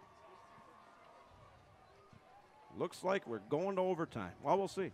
Yeah, it looks like they're just going to Just gonna kneel it sit on down. it, yeah. Adam Cowles is going to say, yeah, 4 quarters is enough. Let's get this one into OT. To overtime we go here in level 1. 41-41 our score at the end of regulation. I'm shaking. This is the most off the charts I've been at a high school football game maybe in all the years I've done this. There was a Cretin-Durham Hall Lakeville South game that I did 11 years ago. Was kind of like this, and my God, my heart didn't stop beating for 2 days after that game, and this one's going to be just like it. I'll say this one more time, and then I'll just let it go. I don't like that call, that unsportsmanlike call at the end. You know? I'll be honest, I didn't know it was a rule. Well, I swear to people have been spiking it all season. That was a call when you were coaching too, 45 years We're ago. not spiked. I don't agree with This that. isn't pro. This isn't pro. No. Okay. Well, what's done is done. We got a tie ball game. We're going to overtime. The clock is no longer much of an issue here, and we want to thank the sponsors for bringing you this MSBN Classic Hudson broadcast. And whether you're watching local here on TV 15, the River Channel, or abroad on HudsonBroadcast.com, we want to thank you for spending your night with us here at Hudson Stadium, Level 1. Excitement aplenty, 41-41. We are in overtime. We're going to go into overtime. We want to thank McDonald Insurance Agency, Seasons in North Hudson, Cozy Corner, Big Guys Barbecue Roadhouse, Ethos Performance, RJ's Meats, and Pier 500. Also, check out the, if you like what you see and you like the football program, check out the link on the top of the video screen, and got some nice Christmas gifts. 10% of proceeds go to the Hudson Benchwarmers as we try to sort out how we're going to run this overtime here.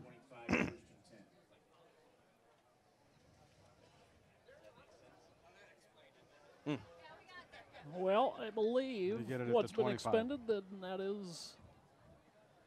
So each team will get a possession starting at the 25-yard line. No, that has changed because it used to be you got it at the 10 in high school football in Wisconsin. I'm positive. I don't know what year it changed or whatever, but I'm sure of it.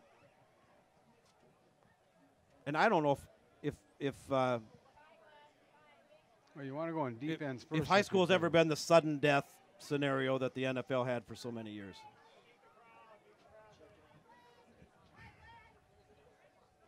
Well, we got the NFL has a clock. You know, college and high school don't have a clock. right. Well, that's my point there. Yeah. Okay, we want to go down and we want to talk about these sponsors again. McDonald Insurance Agency. McDonald Insurance Agency for 40 years, since 1977, owned by Brandon and Beth McDonald. I'm sure if they're not here, they're tuned in. Raider alumni class of '94 and parents of Cade McDonald. First full-service locally owned agency providing home, auto, business, and life. Representing over 20 companies, the McDonald Insurance Agency. Seasons in Hudson, serving the greater Hudson area since 2010. Got the 8th annual Halloween costume party coming up Saturday, October 28th. Live music at 8, costume judging at 10. A phenomenal menu, a great atmosphere. Brad and the staff do a fabulous job. Sees great fish fry there as well. Seasons in North Hudson. The Cozy Corner, hopefully they're tuned in there and cheering on. If you can't get enough football here, Badgers versus Maryland Saturday tomorrow at 11 o'clock. Wear your Badger apparel, get a free gift. The Badger Band's going to show up at the WCHA Championship March 3rd and 4th. They're open Thanksgiving and Christmas.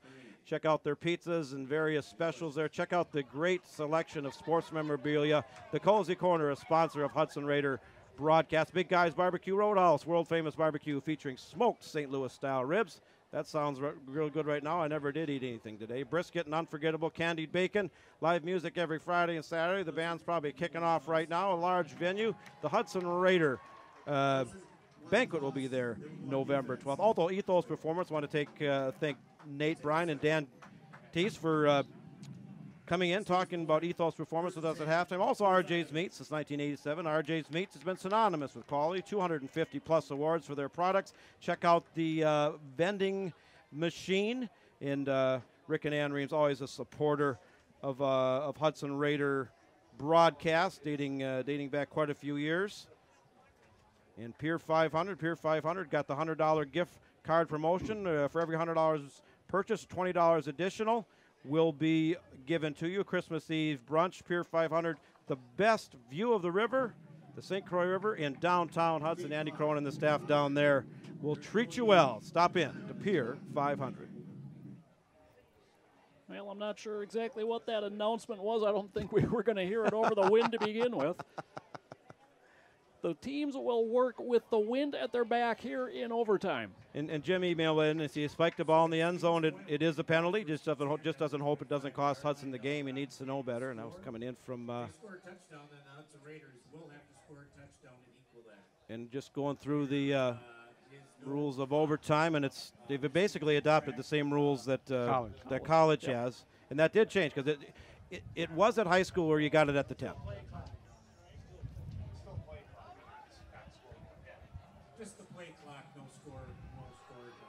So Stevens Point will get first possession in overtime.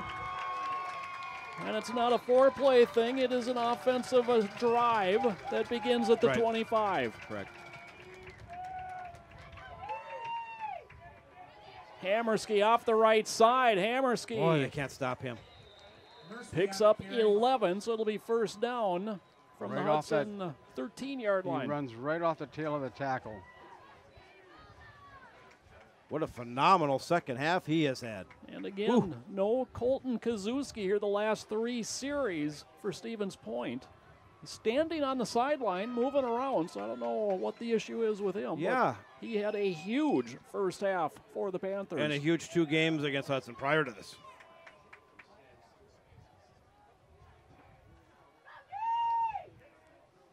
Handoff, Hammerski. Gets it inside the 10 before he's bounced back. Give him 4. It'll be 2nd and 6 from the 9. Jacob Dalton coming in on the tackle there. The grandparents watching in from Oregon tonight. Saw Ron here earlier tonight, president of the Bench Warmers Club. Good ball playing. Good ball. Good ball? Yeah. See on the left side or the right side? Moving over to the near side on this play.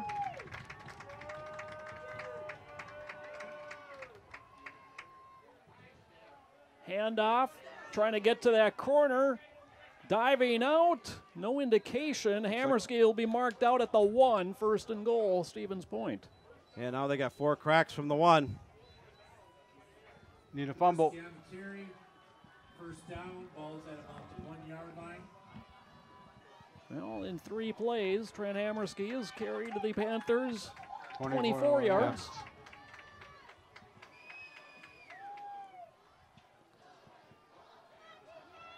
Of course, Hudson will have an opportunity to answer whatever Stevens Point manages here.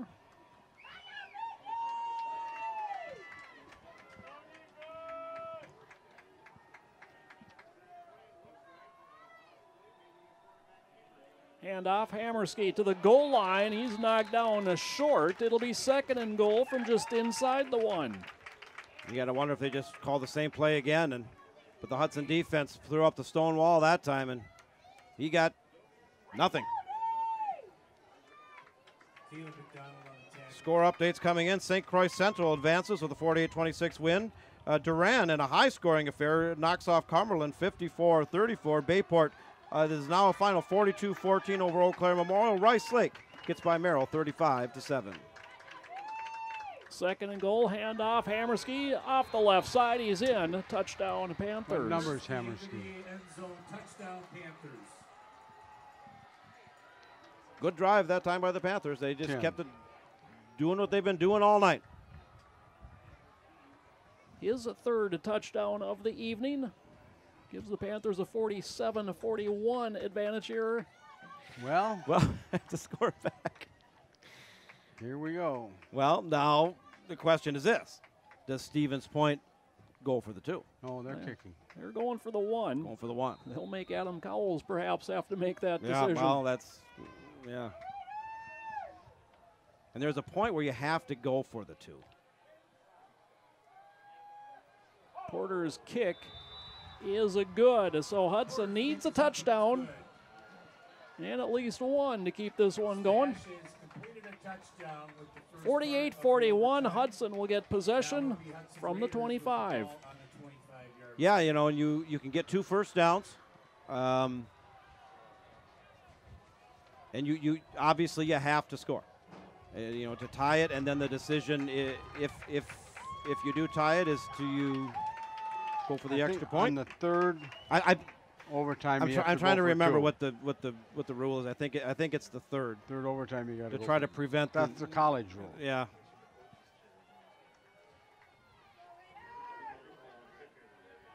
Helterbrand to throw, running out of time. Throw it. Throws it toward the end zone. It's caught by Carls. He's just shy of the end zone. I thought he got in. It was nearly intercepted, and Carls catches the deflection. It's 1st and goal. Raiders from inside the 1. And Hudson dodged a bullet there because the Stevens Point defender, and I can't see the number from there, had the interception, or at least an excellent opportunity for the interception, and was not able to pull it down. Through his hand. Ooh. Thank goodness the wind was blowing hard on that one. Yeah, and it's blowing from the south. No, wait. Timeout. Stevens Point. Stevens Point's going on timeout. 1st and goal from inside the 1. Okay, gives us a chance to thank our sponsors again for bringing you this He scores. exciting broadcast. Would he go for 2? We'll have to talk about that here. McDonald Insurance Agency, Seasons in North Hudson, the Cozy Corner, Big Guys Barbecue Roadhouse, Ethos Performance, RJ's Meats, and Pier 500. Well, that was the question I was going to ask you, Vic. I would. You would. Because you can't seem to contain them from 25 yards. There's your one chance to win. Yeah, the game. there's a logic to that. Yeah, there's a logic to. Well, first off, Hudson's got to get in the end zone. I mean, they're close, but they haven't got in yet. So well, they have 4 cracks at it from a yard away. Wrangling for Squires here. Nope. Handoff, burrowing in, touchdown Raiders. Now it's decision time. Riley Brown takes it in. It's 48-47.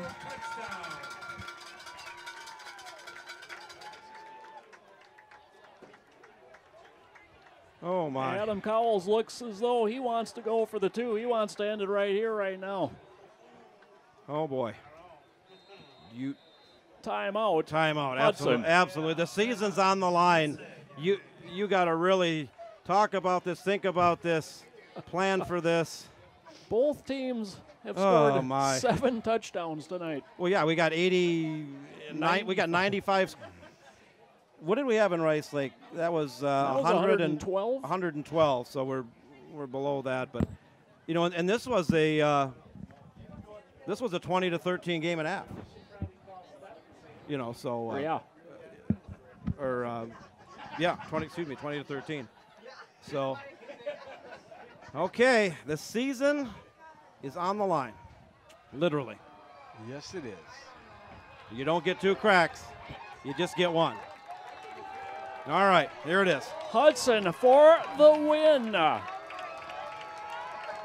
2 receivers to each side of the formation. Squires offset left. Hilterbrand, the quick slant is incomplete, and Stevens Point will advance to level 2. There's the end of the game. 48 to 47, your final score in overtime. Intended for Max Stubendick, who had 16 receptions tonight. Could there have been a flag on that one? Well, it's hard to say. I mean, I can't. I don't know. You thought there'd be 2 options. That being one, and giving it to Aaron Squires and trying to putting it in his hands, as they've done multiple times, would be 2. And there's pros and cons either way. Congratulations, both teams. You played a fabulous game. What a great playoff game. So the Raiders season comes to an end in level 1. Hudson Raider fans, you get a chance to thank the seniors. They finished the season with a record of 7-3. Pretty downtrodden, but if you Stevens Point moves on to face Bayport next weekend in level 2. As they improve to 6-4, they have now won 5 consecutive football games. Yeah, Stevens Point was really on the brink halfway through the season of not being eligible to get in, and went on a run there at the end. And boy, I'm just absolutely spent. What a game for both. Obviously, a very, very. This is maybe in the 7 years we've done this show. This is maybe the hardest loss.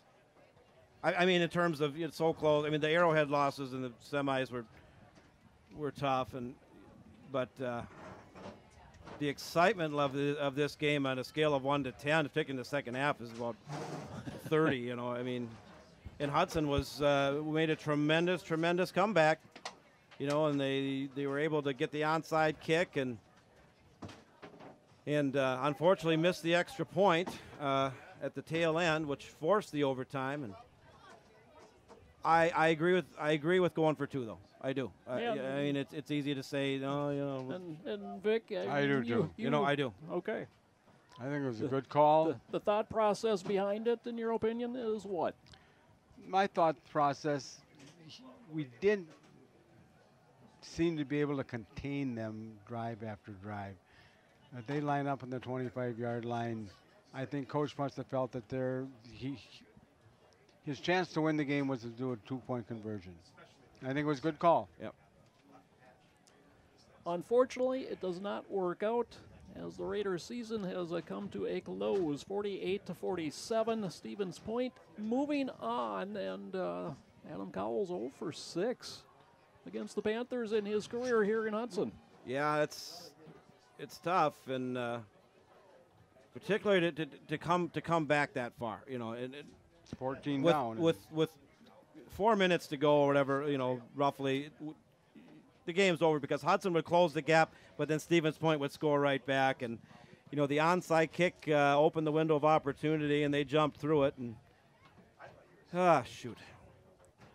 Well, what do you do? 48-47, a tremendous season. Very, very tough loss here tonight.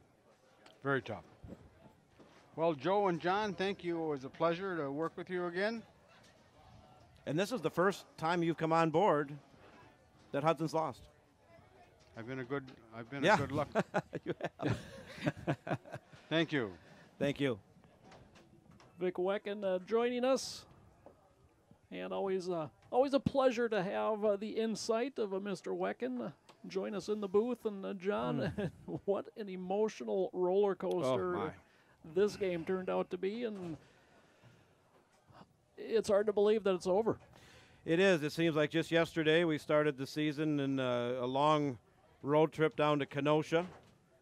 And it started there back on August 18th. And as Coach Cowles is addressing his clearly dejected players down there, and you know, this game will be talked about and remembered and analyzed and whatever, you know, for a long time to come. And you know, the if this and if that and what, you know, I mean, you could look at it a dozen different ways, but for entertainment value, excitement value, there's none. You know, in 7 years of doing this, I struggle to recall. The Appleton North playoff game was certainly in this league of excitement, and particularly the gravity of the game being a playoff game, do or die, the type of scenario. But a great season, you know, tremendous season, and we'll do it again next year for the seniors that end their career tonight. It's been a pleasure, a joy watching them play, not only this year but last year. This program is one of the top Division I programs in the state. This doesn't change that. They will be back next year strong. And congratulations to Stevens Point for pulling out a win. And for Hudson, this one's tough. Well, very, very tough. But all things considered, a fine 2017 season. Well, John, I would like to thank you for allowing me to be part of Raider football this season. A very tough pill to swallow here tonight. It is, and I thank you for doing such a phenomenal job. 7 years at this, and I've heard so many nice things about the broadcast. And I want to go down the line one more time and thank our sponsors for coming on board and allowing us to bring this playoff game to you. McDonald Insurance Agency, Seasons in North Hudson, the Cozy Corner, Big Guys Barbecue Roadhouse, Ethos Performance, RJ's Meats, and Pier 500. So, shoot. Hudson football for 2017 is over. Stevens Point wins 48-47 in overtime. John, maybe just a quick recap of what to expect here through the winter months. Absolutely, yeah. We're going to, put this one behind us. And, as tough as this is, you're going to look back down the road and say, despite this loss, this was a very, very good season and a very good team. We're going to be doing a lot of basketball, a lot of hockey. You know, we got a little bit of a lull, you know, the latter part of October here and even early to mid-November. Then we start really cranking. We go boys and girls hockey, boys and girls basketball. Stay tuned to HudsonBroadcast.com. We've primarily done football in the past. We're going to expand our coverage this year with the River Channel and continue to do some different, add some additional programming, add some additional broadcasts. And Ken Conan's going to be on board for the hockey, and I'll be teaming up with somebody else. Maybe we can talk you over doing some basketball or some hockey, filling in. I know Joe's the voice of the Forest Lake minor league hockey team, and he is up there. But Joe, I want to thank you for doing a fine job sticking with us and in doing that. But stay tuned for winter sports. And again, thank you each and every one of you for joining us tonight. Hopefully you enjoyed the broadcast. It was certainly exciting. And again, I want to thank all these sponsors one more time. McDonald's Insurance Agency, Seasons in North Hudson, the Cozy Corner, Big Guys Barbecue, Ethos Performance, RJ's Meats, and Pier 500. For John Wecken, my name is Joe Moore. We will see you next season, everybody. Thanks for having us into your homes for the last 10 weeks. We certainly appreciate it, and we will bring football back to you just 10 months from now. Good night, everybody. Good night.